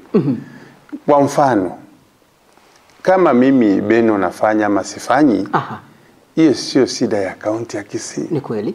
Kwa mfano kama mimi ile watu wamenituma ya Ibeno, tuseme kama ulikuwa na shida ya barabara moja ya Gitiongo kuelekea Timani. Ilikuwa shida mpaka wakulima walishindwa jinsi ya kupeleka chai. Niliongea na staff training wakalima hiyo barabara. Tukikuja barabara nyingine Chirichiro Litumbe. Nayo watu walikuwa ni barabara mpya tulikuwa tunafungua. Sasa hii contractor yako karibu kumaliza, inaendelea kufanyika kazi. Kuna ingine inaenda Rikendo. Nayo contractor atafika. Kuna ingine kutoka Kerera, nayo contractor atafika. Hii itafanyika kabla ya hii mwezi wa 5. Kwa upande wa hospitali ile watu wamenituma wa Ibeno kama Ibeno Health Center. Nayo tumejenga nyumba mahali tunataka kufanya uhamisho. Mahali hospitali inafanyika. Tunahitaji ile shule ya kufundisha KMTC ili kuhamia njiani. Tumeongea na mheshimiwa wangu Zairi Janda. Sasa hii anaenda kuimalizia. Na mimi kupitia kwa county tumejenga mahali hospitali inahamia ili tupe nafasi na KMTC ianze, kwa vile mjumbe ameweka milioni 20 ya hiyo kazi ya kuanzisha. Tukikuja na hospitali zingine kama Nyamawa dispensary, nayo nashukuru serikali ya county tumeiregister. Sasa inatambulika kwa national government. Na kuna hospitali nyingine Nyamanengo nayo imekuwa registered, imetambulika. Na kitu tunafanya ile vitu ilikuwa imekosa serikali watu walinituma. Nimeongea na governor, nimeongea na assembly, tukapitisha budget. Hiyo vitu inanunuliwa ipelekwe huko. Na ingine Rikendo, wamama walikuwa wanateseka sana, haikuwa na chumba cha maternity. Na saa hii kabla ya hii mwezi wa 5 inafanyika. Sio hiyo kusema na ifanyiki. Vile nimeahidi hapa, hata nyinyi ndizi TV mtakuja muangalie. Ni contractor anapelekwa wiki hii aanze kazi. Kwa upande wa watu walikuwa wanalalamika gisa, tunajaribu, taa zimewaka Nyambisabo, Riangabi, Nyantogo zinaendelea kuwaka. Na saa hii nashughulikia ya Ibeno. Tukuje Ibeno Secondary, tukuje Riamaranga, kuna ingine Nyamawa SDA, kuna Rigena. Tuone mji wetu umeng'ara. Tuone kuna taracha nyingine kapro chafika Keminyinga. Na hiyo mambo ya mwangaza. Vile tunasema county ni taa. Hata Simbasa zingine wanamuita taa. Lazima tuone kama taa imewakisha kila mahali. Na wale hawana stima tumeongea na Mheshimiwa Zairi Janda. Saa hii contractor wako Ibeno wako saa hii ukienda wanaendelea kufanya kazi kuchimba masimo, kuweka stima. Na wale wachafikiwa watafikiwa. Najua hii kazi ni kutumwa na sisi tunatumika. Kwa hivyo ndio nakwambia mimi ni mtu wa mkono, kwa vile sio mimi nafanya maendeleo. Ni kweli. Wale wanakaa kikao wanasema hii barabara ndio tunataka. Kwa wakaazi wa Nyantrago pale ndani ya soko na wanahitaji taa, tunaendelea kufanya mpango. Wanahitaji soko, nimeongea na Mheshimiwa Zairi Janda, anaendelea kusukuma nao tupate soko katika Nyantrago. Na upande wa Nyabisapo na wanahitaji soko. Kidogo tu samba ndio ilikuwa na shida kidogo. Tumeongea na wakaaji na wale wenye samba, wamekubali watatukatia ili nao wapate soko. Kwa vile nayo ni kuwapea hongera. Kwa upande ya Gesere walikuwa wanataka maji lakini hawakuwa na samba. Familia moja ilijitokeza na ikapeana samba. Wamepeleka mambo kesi kotini ya kuona ile process ya serikali ile ya kusalenda samba yao iwe ya mwananchi imekamilika. Sasa nafikiria kutoka koti ilikubali, iko katika mambo ya ofisi ya ardhi naendelea kushughulikiwa. Asante. Nadhani kwamba mheshimiwa umeyataja kwa ujumla jinsi ambavyo kazi inafanyika katika kaunti ya Kisii, haswa umeangazia zaidi katika eneo lako lile la wadi ya Ibeno. Na kongore tu kwa kazi ambayo inaendelea kufanya, na watazamaji wetu ambao mnaendelea kufuatilia pia pale utandao wetu wa YouTube tupo live pale tupate kama Ndizi TV News, utakuwa unafuatilia matukio haya moja kwa moja. Mheshimiwa, tunapoendelea kusonga mbele ni kwamba kuna mambo mengi hivi karibuni ambayo yamefanyika kwamba ni siasa za kitaifa hapa nchini Kenya. Tuliona kiongozi wa chama cha ODM Mheshimiwa Raila Amolo Odinga alikuwa anawania kiti kile cha AUC. Kaenda pale hakufanikiwa. Amerejea nchini akafanya mkutano na kiongozi wa nchi William Samoei Ruto Mombasa pale, akatoka akikusanya maoni kutoka kwa Wakenya, kile ambacho walitaja kwamba ni kusikiza kabla hajaamua ni kipi kile ambacho akifanya. Wiki jana tumeshuhudia tukio ambalo lilifanyika siku ya Ijumaa, ambako kiongozi huyu Raila Amolo Odinga na kiongozi wa nchi Rais William Samoei Ruto waliungana pamoja na kutia sahihi makubaliano kwa yale ambayo watakuwa wanayafanya kwa Wakenya. Na kuna kile kimoja ambacho wametaja kwamba ni muungano wa kutaka Wakenya waungane kwa pamoja bila ukabila kushuhudiwa, na pia kutenda kazi haswa maendeleo kwa wananchi ama wananchi wa kawaida hapa nchini Kenya. Lakini hilo limechukuliwa na Wakenya wa kawaida kwa njia tofauti, kwa kwamba wanasiasa wamezungumza yao, wananchi wa kawaida wamezungumza nao yake kidogo, na pia vijana wa Gen Z nao tumeona jinsi ambavyo wamezungumza. Je, siasa hizi za kitaifa wewe unaziona namna gani, haswa muungano wa Raila Amolo Odinga na kiongozi wa taifa William Samoei Ruto? Siasa ni siasa.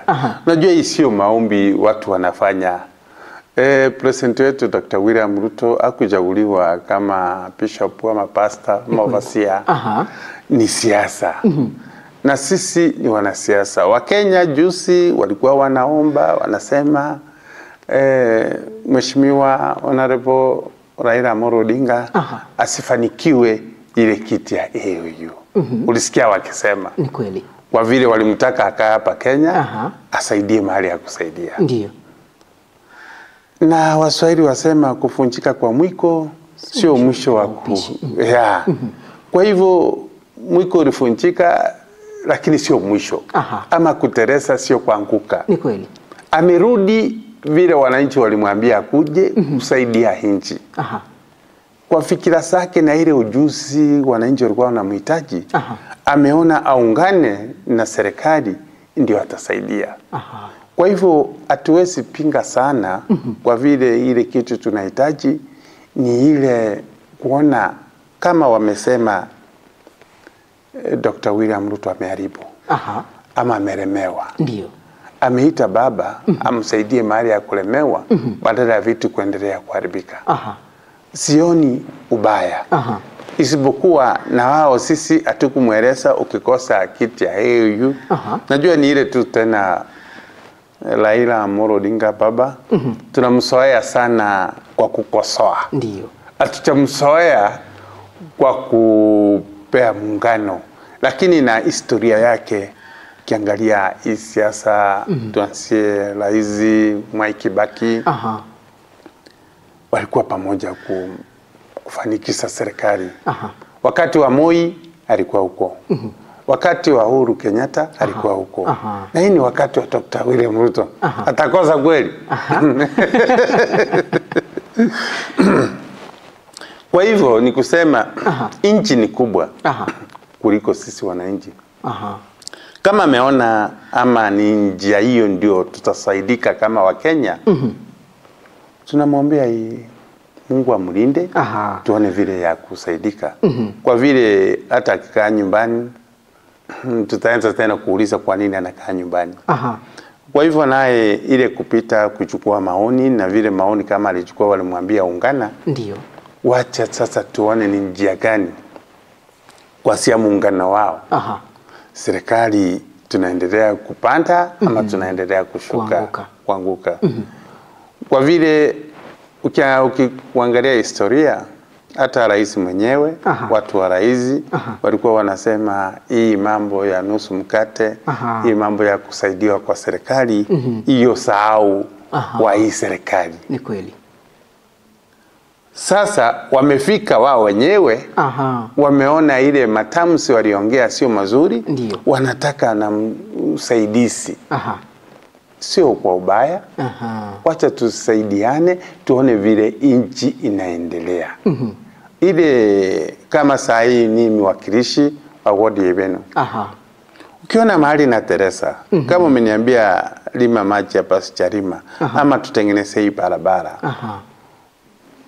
Nikiita sasa engineer wanisaidie kuunda hiyo barabara, kwa nini tena tulalamike? Kwa hivyo kuna mahali ingine huwezi fanya kila kitu. Kama saa hii ukitaji maombi ile speciali, lazima utafute bishop, ama utafute pastor, ama wasia. Kwa hivyo kila mtu ako na ujuzi yake, ama ako na ile kitu amesomea. Saa hii nimekuja kwa Ndizi TV. Ndio. Nini iko hapa? Ni njia moja ya kufikia wananchi. Ni njia moja ya kujibu yale wananchi wanauliza. Ni mtu aanze kuuliza kwa nini ameenda Ndizi TV. Kwani Ndizi ndio hivyo. Sasa ndio binadamu tuko hivyo. Na hiyo kazi tunafanya ni ya siasa. Na siasa ndio hiyo. Basi tunapoendelea kusonga mbele, mheshimiwa amezungumza kuhusiana na siasa, pia ametoa hisia zake kuhusiana na muungano wa Raila Amolo Odinga na Rais William Samoei Ruto katika uongozi wa nchi, na kila ambacho amekitaja pale kwamba kufanikisha kazi ambayo wameanzisha, kwa kwamba ni kwa minajili ya kuhakikisha kwamba Mkenya wa kawaida ameyapata maendeleo na pia nchi ya Kenya imeendelea mbele, na sio tu wanasiasa kuchinufaisha wao wenyewe. Na tunapoendelea kusonga mbele, mpenzi mtazamaji wa Ndizi TV, pale kuna baadhi ya jumbe ambazo nimeziona kupitia mtandao ule wa YouTube pale. Namuona Eufemia Oyori anasema anafuatilia moja kwa moja kutoka maeneo ya Nyabisabu. Asante sana kwa kuwa ndani. Roslide Nyaboke anasema kwamba Kiswahili mufti, asante. Namuona hapa Rogers anauliza mbona tulibadilisha kuzungumza kwa lugha ya Kiswahili? Ni kwa sababu tuwafikie Wakenya wote kwa ujumla, ndugu Rogers. Na pale namuona Job Mango official anasema kwamba Job Mange, veteran in Ndizi TV journalist, I'm happy to see Ndizi TV back. Steve Arika is one of the guests I loved to host. Show iko juu sana. Anasema kwamba yeye alikuwa mwanahabari hapa tu na alikuwa anapenda sana Ndizi TV, na wewe ulikuwa mmoja wa wageni wake ambao alikuwa anapenda sana kuleta studioni kuangazia mambo tofauti aswa katika kaunti ya Kisii. Mpenzi mtazamaji, pia endelea kufuatilia kwa karibu zaidi, kutuma jumbe zenyu kupitia WhatsApp yetu na pia mitandao yetu ya kijamii pale WhatsApp, ama kutuma ujumbe mfupi utatuma kwa nambari yetu ya studio 0792192834, na pia kupitia mtandao ule wa YouTube utatupata kama Ndizi TV News moja kwa moja. Tunaendelea mazungumzo haya tunapozidi kusonga mbele. Naona pale muda unazidi kusonga, zikiwa zimekatika dakika 45 baada ya saa 2 masaa ya Afrika Mashariki, kwa kwamba ni kipindi Pambazuko, na hapa ni mahojiano, tunaangazia siasa, kwa kwamba kila Jumatatu jinsi ambavyo tulikuarifu. Tunapoendelea kusonga mbele, mheshimiwa, umelizungumza hilo, lakini utendakazi wa serikali na pia kuna venye wananchi wamelalamika kwamba mambo kidogo yamekuwa juu kidogo, haswa ushuru ambao unatozwa na jinsi ambavyo serikali imekuwa ikifanya kazi yake. Na kuna jambo ambalo limejitokeza haswa rais wakati anaenda kanisani. Tukizungumza tukio ambalo lilitokea wiki jana na pia tuliona jana siku ya Jumapili, baadhi ya vijana walikuwa wanafanya maandamano jijini Nairobi, haswa katika kanisa lile la Winners Ministry, ambapo rais aliahidi kutoa shilingi milioni 20 kusaidia kanisa hilo kujengwa. Na akizungumza jana eneo lile la Uasin Gishu pia alisema atazidi kusaidia makanisa. Je, wewe utaliangazia hili namna gani, ama utazungumza kipi kuhusiana na utoaji wa sadaka kanisani haswa kwa ujenzi na pia jinsi ambavyo viongozi wa kisiasa wanafanya? Kuna mahali kwa Biblia Mungu analalamika. Anaita watu, nyinyi waizi. Umeniibia. Sana sana ile sehemu yake ya 10. Wakati Mungu alikuwa anaongea mambo mazito kutuongeleza sisi, kusema vile tumemuibia Mungu. Atutoi ile sehemu ya 10. Na kutoa ni moyo. Kwa mambo ya kanisa, na tena kanisa najua ni Mungu tunajengea kanisa. Ni kweli. Siwezi ingilia sana kwa vile rais kama ameamua kutoa pesa ya kanisa, ni ile tu wa Kenya wanaizi, isi ametoa nyingi ni zile zetu. Lakini ukiangalia kwa hesabu, ukiangalia kwa mitandao, Dr. William Ruto ni mmoja wao wa matajiri wa hii nchi. Ni kweli. Uwezo wangu kama Steve nikitoa 1,000 kwa kanisa, na mwingine atoe 500, mwingine atoe shilingi 1, na mwingine atoe 20 million ama 50 million, ni kulingana na ile faida anatengeneza. Kama ni ile faida anatengeneza, hiyo ni sawa, wacha pe Mungu. Ni kweli. Lakini kama wale wanafikiria eti pesa ni sawa na nchi, ndio hapo tatizo iko.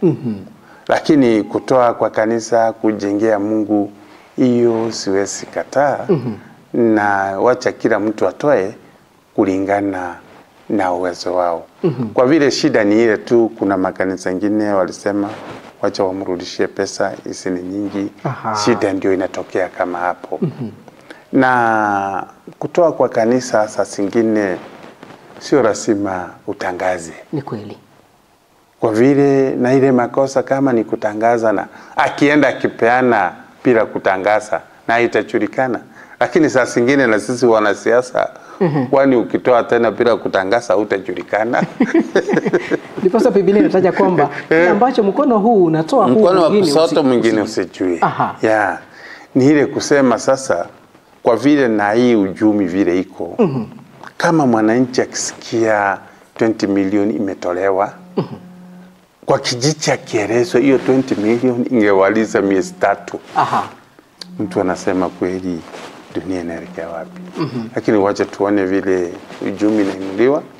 Yule wa kutoa kanisa wacha toe, lakini utoe kwa zile zako. Zile zako. Lakini swali lingine tu limejitokeza, Mheshimiwa Steve Harika, ungekuwa kwamba wewe sio mwanasiasa, ni mhubiri, uko na kanisa lako pale, wewe ni mchungaji, je, ukipatiwa shilingi milioni 120 ama milioni 20 utarudisha? Inategemea. Kwa hivyo unajua, na hii kuna siasa.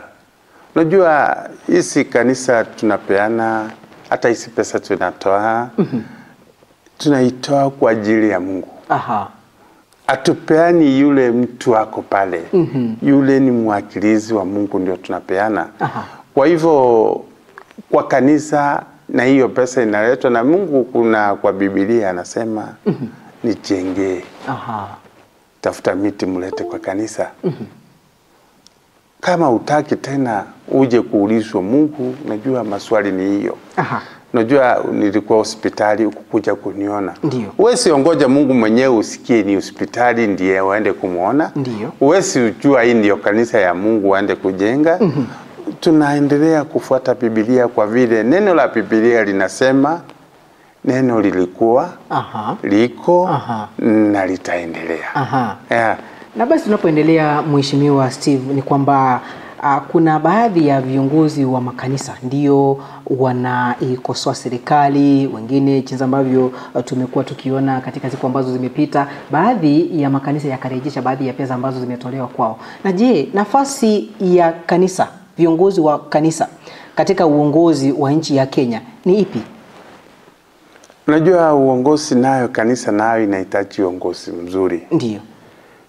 Hii nchi tukibeba kiolela iharibike, kila Mkenya ataumia. Hatutakuwa na studio, ni kweli, hatutakuwa na kutembea. Kuna nchi zingine ukisiangalia saa hii vile iko, watu wanateswa. Kila siku hakuna kuamuka, ni milio ya bunduki, ya risasi. Na Wakristo wako na jukumu muhimu. Kwa vile sana sana ndio tunakimbilia kanisa, niombe, niwe na tabia mzuri, nichauriwe. Hiyo vitu yote kwa kanisa. Mtu akiwa mgonjwa sana ni kwa kanisa, na kanisa na hao wanafaa ama wako na jukumu ya kufanya. Hawezi lala eti wao ni watu wa Mungu. Walale waseme wacha nchi ende. Na hao wako na ruhusa, mahali makosa iko, nasema hii makosa iko, tufanye namna gani kurekebisha hiyo makosa. Kwa hivyo nchi ni ya kila mtu. Ni kweli. Jensi wakisema hapa ni mbaya, wako na right ya kusema. Sisi MCA, mjumbe, governor, kila mtu ako na uwezo wa kutoa maoni yake na kurekebisha mahali ako na uwezo wa kurekebisha. Mahali unashindwa, unahitaji ile mtu saidi anako na hiyo ujuzi akusaidie kurekebisha. Okay. Basi asante sana kwa kutoa sehemu ama kutoa matamshi hayo kuhusiana na jinsi ambavyo kanisa linapaswa kushirikiana na viongozi wa kitaifa kuhakikisha kwamba nchi inaelekea vizuri. Na tunapoendelea kusonga mbele, zimekatika pale dakika 52, naona kwamba niko na dakika kama 5 hivi kutamatisha. Wewe mpenzi mtazamaji ambaye unaendelea kufuatilia Ndizi TV kupitia kwa mitandao yetu yote ya kijamii, pale Facebook unatupata kama Ndizi TV News Digital, na kwingineko YouTube unatupata kama Ndizi TV News, na pia utafuatilia matukio haya kupitia kwa tovuti yetu www.ndizitv.co.ke. Na pia usisahau kutuma ujumbe wako wa SMS fupi ama ujumbe mfupi, na pia kupitia njia ya WhatsApp kupitia kwa nambari yetu ya studio 0792192834. Mheshimiwa, tunapoendelea kusonga mbele, naona muda wetu kidogo pale karibu kutamatika, na kuna yale ambayo umeyaandaa haswa kwa wana Ibeno, na pia siasa tunazijua jinsi ambavyo zipo mwaka 2027. Na kabla tujaenda kuzungumzia kuhusiana na yale ambayo umeyaandaa kwa Ibeno, tukimalizia ama tukitamatisha, kuna kile kiongozi wa ODM alizungumza wakati alifika Kisii wiki jana siku ya Alhamis, akikusanya maoni kuhusiana na ni kipi kile ambacho akifanya, na tukaona siku ambayo imefuata wameamua naye Rais William Samoei Ruto. Kuna kile ambacho alitaja kwamba kiongozi ambaye alifanya kazi katika serikali yake Uhuru Muigai Kenyatta, Dr. Fred Matiang'i kama waziri wa mambo ya usalama wa ndani, na akataja pale kwamba hajajitokeza yeye mwenyewe aseme kwamba anawania kiti cha urais, lakini Wakenya na pia eneo pana la Gusii wamekuwa wakisukuma kwamba huyu mheshimiwa Dr. Fred Matiang'i asimame kiti cha urais. Je, wewe maoni yako ni yapi kuhusiana na lile ambalo kiongozi wa chama cha ODM alizungumza, na pia huyu Daktari Fred Matiang'i? Je, ndio tunajua kwamba hajataja waziwazi kwamba atakuwa anawania kiti hicho. Maoni yako ni yapi kuhusiana na kile ambacho kiongozi wa ODM alikizungumza? Nafikiria alikuwa anajibu swali ameulizwa. Na aliulizwa na mwanahabari wa jinsi kama community ya Gusii iko na kijana yao anaitwa Dr. Fred Matiang'i. Anagombania kiti cha urais. Najua kisheria, unajua saa hii hakuna uchaguzi umetangazwa. Ni kweli. Na wakati wa election in 2027. Na mimi kufikiria kujibu kwake ni alisema eti saa hii hakuna mambo ya uchaguzi. na akatoa advice. Community sio peke yake itachukua Matiang'i kama president. Ndio. Njia moja kusema tuendelee kutafuta community zingine. Ndio. Kama sisi kama Umugusi community tumekubali tutapea Matiang'i hiyo wakati kifika. Ndio. Akatoa advice, usimalizie hapo. Ndio. Tafuta community zingine. Kwa vile alitaja kuna kama community ya Kikuyu. Ndio. Kuna community ya Wajaruo. Kuna community ya Kipsigis. Nafikiria ni wasia ama ni advice alipeana. Mimi nikiangalia vile aliongea, alizungumza na vile aliulizwa ataongea nini juu ya Kisii community. Na kijana yao Dr. Fred Matiang'i alifanya kazi nzuri. Na akasema sawa, umeuliza kwa community. Kwa advice yake tafuta community zingine. Kwa vile msijipige kifua ama msitosheke na nyinyi wenyewe, hii kiti endelea kutengeneza uhusiano katika community zingine. Naam, tunapoendelea kusonga mbele mheshimiwa, je, wewe jinsi ambavyo unaona mambo community ya Umugusi, je, tupo tayari katika kusimamisha ama kuweka mtu awanie kiti cha urais, ikiwa kwamba hatuna chama ambacho watu wote tuseme wale ambao watakuwa wanawania viti mbalimbali kutoka eneo la Gusiland wanasimama nacho, vile ambavyo tunaona katika jamii zingine. Tukiangazia jamii kutoka Rift Valley pale tunacho chama cha UDA, kutoka eneo la Nyanza tunacho chama cha ODM ambako Raila Amolo Odinga anakiongoza, na sehemu zingine ikiwemo Mount Kenya pale kuna chama cha Jubilee. Je, unaonaje katika jamii ya Umugusi? Kweli tuko tayari katika hilo? Ni kwa vile Umugusi wako na chama nyingi. Ile kitu ya kuja pamoja ni ile kuona vile chama zitaunganishwa. Hata ikiunganishwa sasa itasirikiana. Kwa hivyo hii serikali inakuja mbele ama ukiangalia imepita, lazima uwe na usirikiano. Kwa mfano nchi inaongozwa na serikali ya UDA. Hiyo inaongozwa na Dr. William Ruto. Lakini yeye mwenyewe ataweza. Ameleta ODM waungane. Na sisi kama jamii, na sisi tutatafuta jama yetu ama Wakisii wakae pamoja. Tutafute kama ni kuungana na ODM, kama ni kuungana na Jubilee, kama ni kuungana, hiyo itaongelewa wakati huo. Kwa vile ni ile kusema tuwe na nyumba ile tunatoka, ukienda nje ukirudi na unapata nyumba yako ya kulala. Kwa hivyo hiyo ni kusema tena ni njia moja ya kutuamsha. Kama ni kuambia tutembee nje, tuone ni njia gani tunashirikiana na wengine. Kwa hivyo wewe mwenyewe uwezi fanya kazi wewe mwenyewe. Unaona kama saa hii lazima ushirikiane uwe mtu wa kamera, mtu wa sound. Ukikasirisha mtu wa sound atatuweka tu tunaongea na bila sound. Lazima ushirikiano. Lazima ushirikiano. Na hii nchi inataka ushirikiano. Ni kweli. Kwa hizi jamii lazima tushirikiane. Kwa hivyo ni muamuko ama ni mawazo mzuri ya kuona ni njia gani tutamsana, kwa vile tunahitaji kama ile kusema Mkisii ametosha. Najua kama saa hii Wakisii watatu wanatajwa. Ni kweli. Sio sisi Wakisii tunawataja. Nasikia kuna Dr. Fred Matiang'i. Ni kweli. Kuna Maraga. Ndio. Kuna Kebaso. Ndio. Wote wanatajwa kwa kiti kikubwa. Ni jukumu letu ya Wakenya na Wakisii.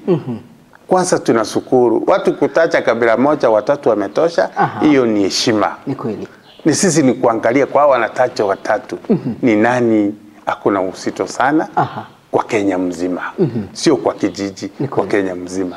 Ya ndio tukuje tuongee tuseme kama ni hapa tuende, kama ni huyu tuende. Ya Basi tunapoendelea kusonga mbele mpenzi mtazamaji, ikiwa kwamba saa zangu naona pale zimeenda sana, lakini kabla hatujatamatisha niangazie upande ule wa Facebook kati ya jumbe zile ambazo mumezituma. Namuona pale Peter Omweno anasema anafuatilia kutoka maeneo ya Nyabitunwa. Mjomba Hasaeri anasema kwamba kasi safi Kiswahili ya ula. Asante sana. Frederick Ogembo anataja kwamba good morning from Nakuru City, tuned in live, welcome. Aha. Asante sana. Naona pale anashabikia timu fulani. Freddy Kogema anasema kwamba welcome back to studio. Homo Sodibego Susulidia, Nyaboke, Manase Onyimbo, Roda Ruth, Omwana Lini Mokogoti, baadhi ya mashabiki wale ambao wametaja ambao wangependa sana waendelee kufuatilia kipindi. Na muona Morris Nyatwanga anasema kwamba wow, Ndizi TV welcome back. Asante sana. Karebo Nsongo anataja kwamba Korwa Bomariba niko tuned in. Endelea kufuatilia mpenzi mtazamaji kupitia mitandao yetu ya kijamii, hasa upande ule wa Facebook tupata kama Ndizi TV News Digital. Ikiwa kwamba ndipo tumerejea leo hii, ikiwa kwamba ni tarehe 10 mwezi ni wa 3 mwaka 2025. Kwa mara ya kwanza mgeni wetu amekuwa ni Mheshimiwa Steve Harika. Mheshimiwa. Yes. Tuko na kama dakika 2 hivi kutamatisha kipindi chetu ama mahojiano yetu hapa na pale. Kuna mambo mengi tu ambayo tumeyaangazia, jinsi ambavyo kaunti kazi imefanyika, eneo wadi lako pale, siasa za kitaifa, na pia changamoto zile ambazo zinawakumba Wakenya. Ikiwa kwamba hatutamaliza zote tu kuziangazia, lakini kuna yale machache ambayo tumejaribu kuyaangazia katika siku hii ya leo. Tunapoendelea kusonga mbele, je, ni kipi kile ambacho umewaandalia wanaibeno ward? Ile nimewaandalia wanaibetu ni yaro already wamesajua. Kwa vile sio mimi nawaandalia, wao ndio wanajiandalia. Kwa vile ile nafanya ni wao wananituma. Na mimi siwezi toka hapa niseme hiki kitu napeleka Ibeno bila wao kujua. Hata sheria nasema hivyo.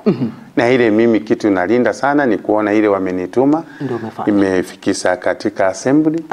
Nimefikisha katika executive, niongee na governor wetu Simbarati. Nimwambie hii Waibeni wanahitaji, budget tumeweka, hakikisha hii kitu imefanyika. Hii kazi tunafanya lazima inahitaji uhusiano. Ni kweli. Tufanye kazi na president wetu Dr. William Ruto. Kama mimi Kisii County, lazima haina any option. Ndio. Lazima ufanye kazi na Governor Simbarati. Ni kweli. Kwa nini? Yeye ndiye anasimamia. Yeye anajua ndiye ng'ombe kijinjwa, yeye ndiye ako jikoni. Anajua huyu ameongea, ana meno, wacha mpe nyama mahali iko soft ndiye atakula. Ndiko. Kwa hivyo ni sheria ama imepangwa hivyo.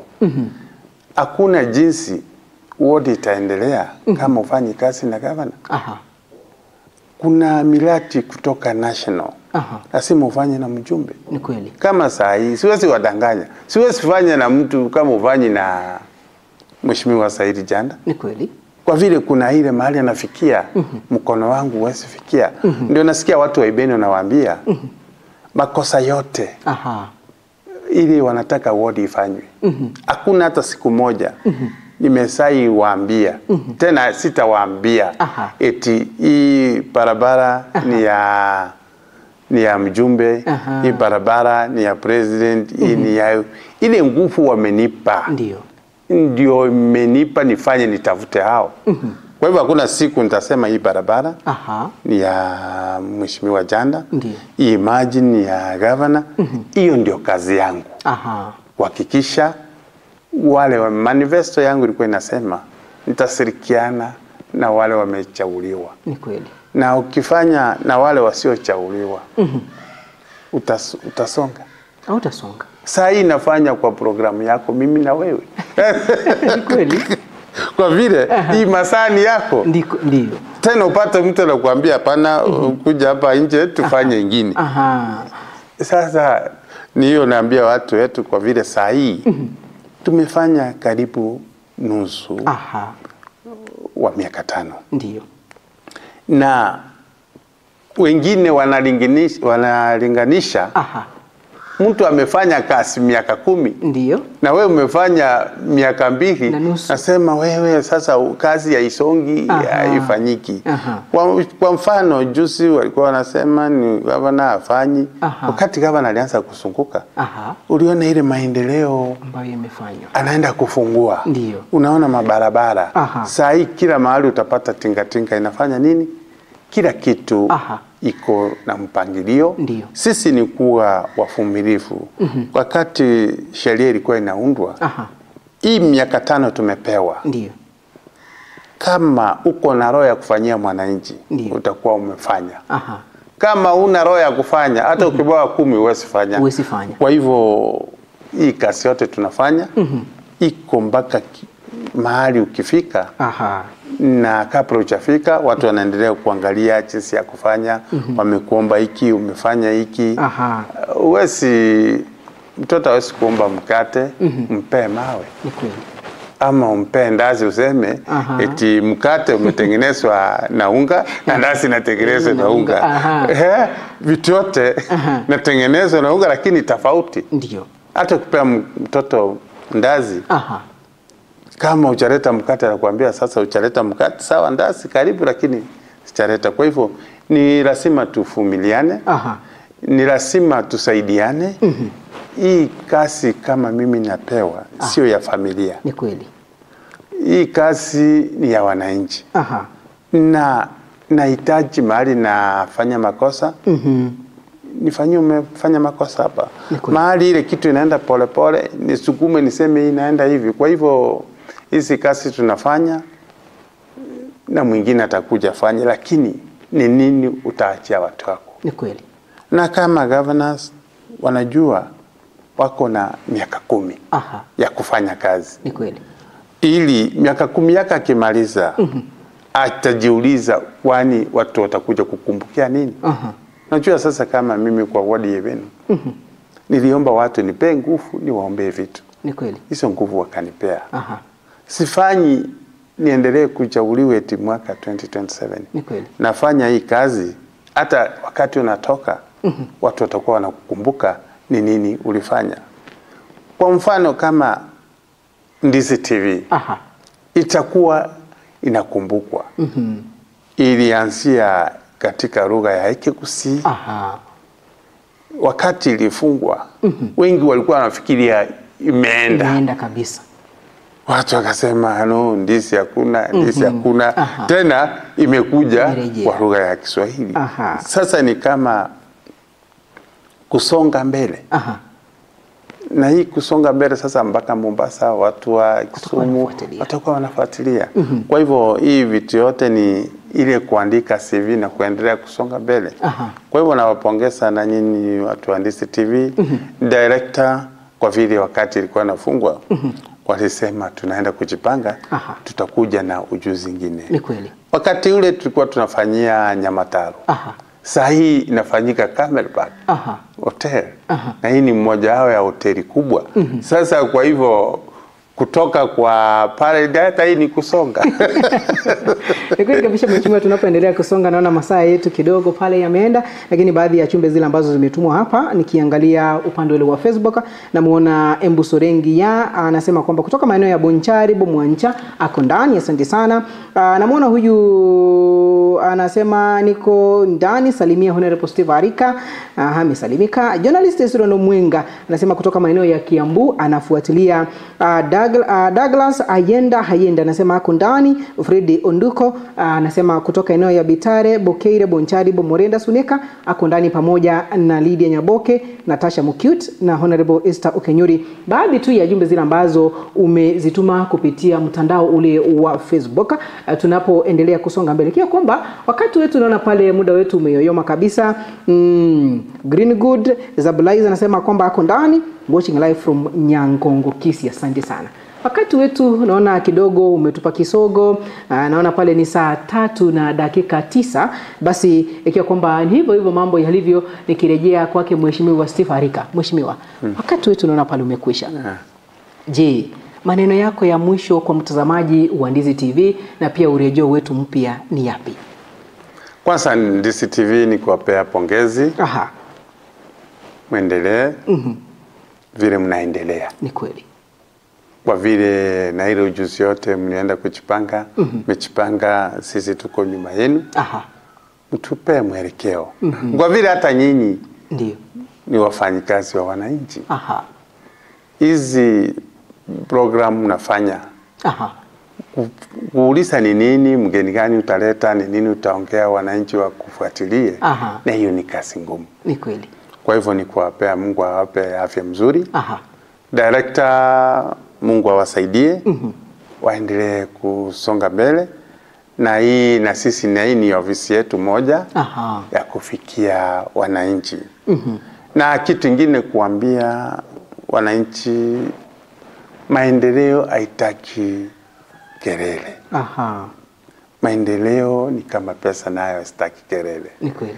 Lazima tuende polepole ili hatutaki kuwa unaona mtu anakununia hata kachai kwa hoteli. Anaweka Facebook, anaweka YouTube.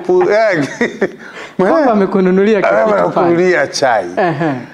Mtu anakuwa kama kuku, inataka kayai kamoja, inauza 30 shillings, inapiga kelele mtu mzima, mpaka majirani, mpaka mwizi anajua kweli hiyo kuku imetaka.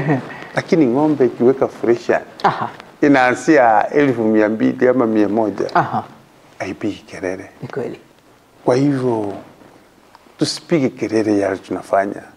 Kama watu wa Ibeno wanawaambia, we are developing. Tunaendelea, hatujafika. Ni kweli. Na maendeleo hitaji kelele. Kwa hivyo ndio nawaambia, wacha maendeleo achiongeleze yenyewe. Hakuna haja ya kwenda kusema nimefanya hii, nimefanya hivi. Lazima maendeleo achiongelee yenyewe. Ni kweli. Kama saa hii, Sindisi TV inaendelea kuchiongelea yenyewe. Ni kweli. Umesikia vile umesoma ujumbe kutoka kila mahali. Pembe sote watu wale wamefanikiwa kuandika ujumbe, imefika. Ni wangapi hawajaandika ujumbe lakini wanasikiza. Kwa hivyo wacha tushirikiane. Nahakikishia watu wa Ibeno tena na washukuru kwa kunipea kazi ya mkono. Nitahakikisha yale mnanituma nafikisha. Ni ile naambia na ile watu kifanya kitu kidogo. Sio hiyo sasa unaanza kuwa na kama kuku ile piga kelele kwa hadi imeweka yai moja kwa siku. Inapiga kelele tu. Kwa hivyo wacha tuone, na unapata kama Kisii County kila ward iko na mwakilishi. Ile mahitaji tutahitaji Ibeno. Sio ile mahitaji mtu wa tabaka atahitaji. Ni kweli. Watabaka wako na ile mawe ya kuchongwa na Ibeno hakuna. Ni kweli. Sasa inategemea sisi ndio tutafanya kaunti yetu iendelee. Wacha tupeane afya viongozi wote wale wamechaguliwa, kuanzia president wetu Dr. William Ruto, Dr. Zakaria Onyonga, Senator Women Rep Doris Donya, tukikuja gavana wetu Simbarati, mjumbe wangu Zairi Janda. Hiyo ni system wale wamechaguliwa. Na sisi kazi yetu tushirikiane, tufanye kazi pamoja ili wananchi wakituangalia ile tutuma wapate tumefanya. Kwa vile hatu kutoka Kisii ama hatu kutuma kutoka nyumbani tukuje kuangalia mijengo ya gorofa ama tukuje kupiga makofi kwa viongozi. Tulitumwa tuone ni nini tutapelekea wale watu. Ni kweli. Nashukuru sana na nyinyi kwa kunitambua kama mmoja wao tena wa kufungua hii program ya Ndisi TV. Vile mmenialika, alika na wageni wengine. Ni kweli. Asante. Basi tunapoendelea kusonga mbele, mpenzi mtazamaji, nikiwa chini ya dakika moja kumaliza kipindi, sijui kama mheshimiwa uko na salamu za kutuma, kwa kwamba kuna wafuasi wako wanakutazama na maybe kuna yule ambaye aliona posta akasema kwamba mheshimiwa ukifika studio ni nisalimu.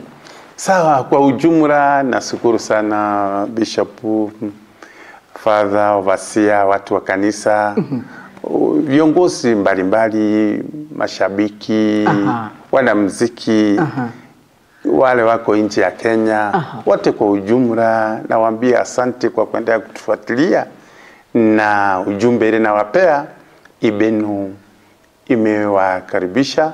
Kama uko na idea nyingine mzuri ya kuletea watu wa Ibeno karibu. Kama uko na maendeleo yote ya kuongeza Ibeno, tunahitaji. Sisi sote mikono yetu iko wazi. Tunasema wale mmetufuatilia, endelea kutufuatilia. Mahali tumekosa, tukosoe. Mahali tunafanya vizuri, tupongeze. Asante.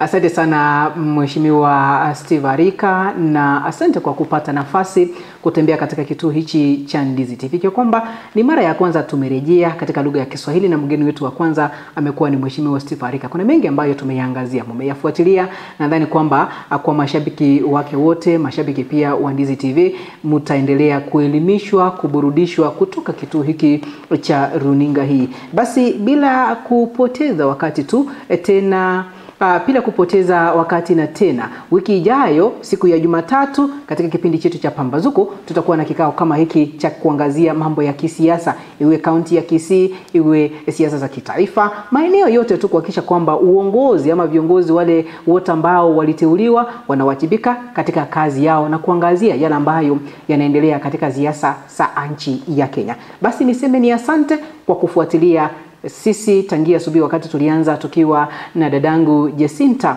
Anyabeta katika kipindi cha Pambazuko. Tena kesho ni siku ya Jumanne, tutapatana katika Pambazuko kuanzia mida ile ya saa 12 hadi saa 3:30 asubuhi. Basi nikiwa hawa niseme kwamba endelea kufuatilia, tunawapenda na Mungu anawapenda zaidi. Jina langu ni Jeff Nyakundi. Kwaheri kwa sasa, tupatane panapo majaliwa hiyo kesho.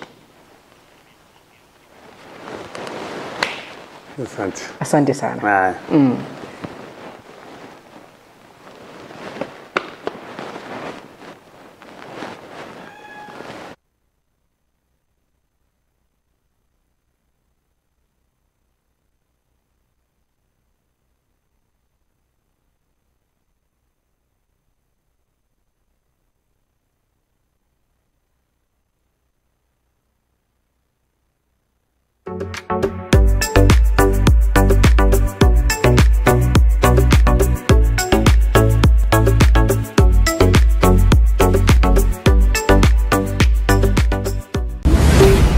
Hii ni Ndizi TV, utamu uliokolea.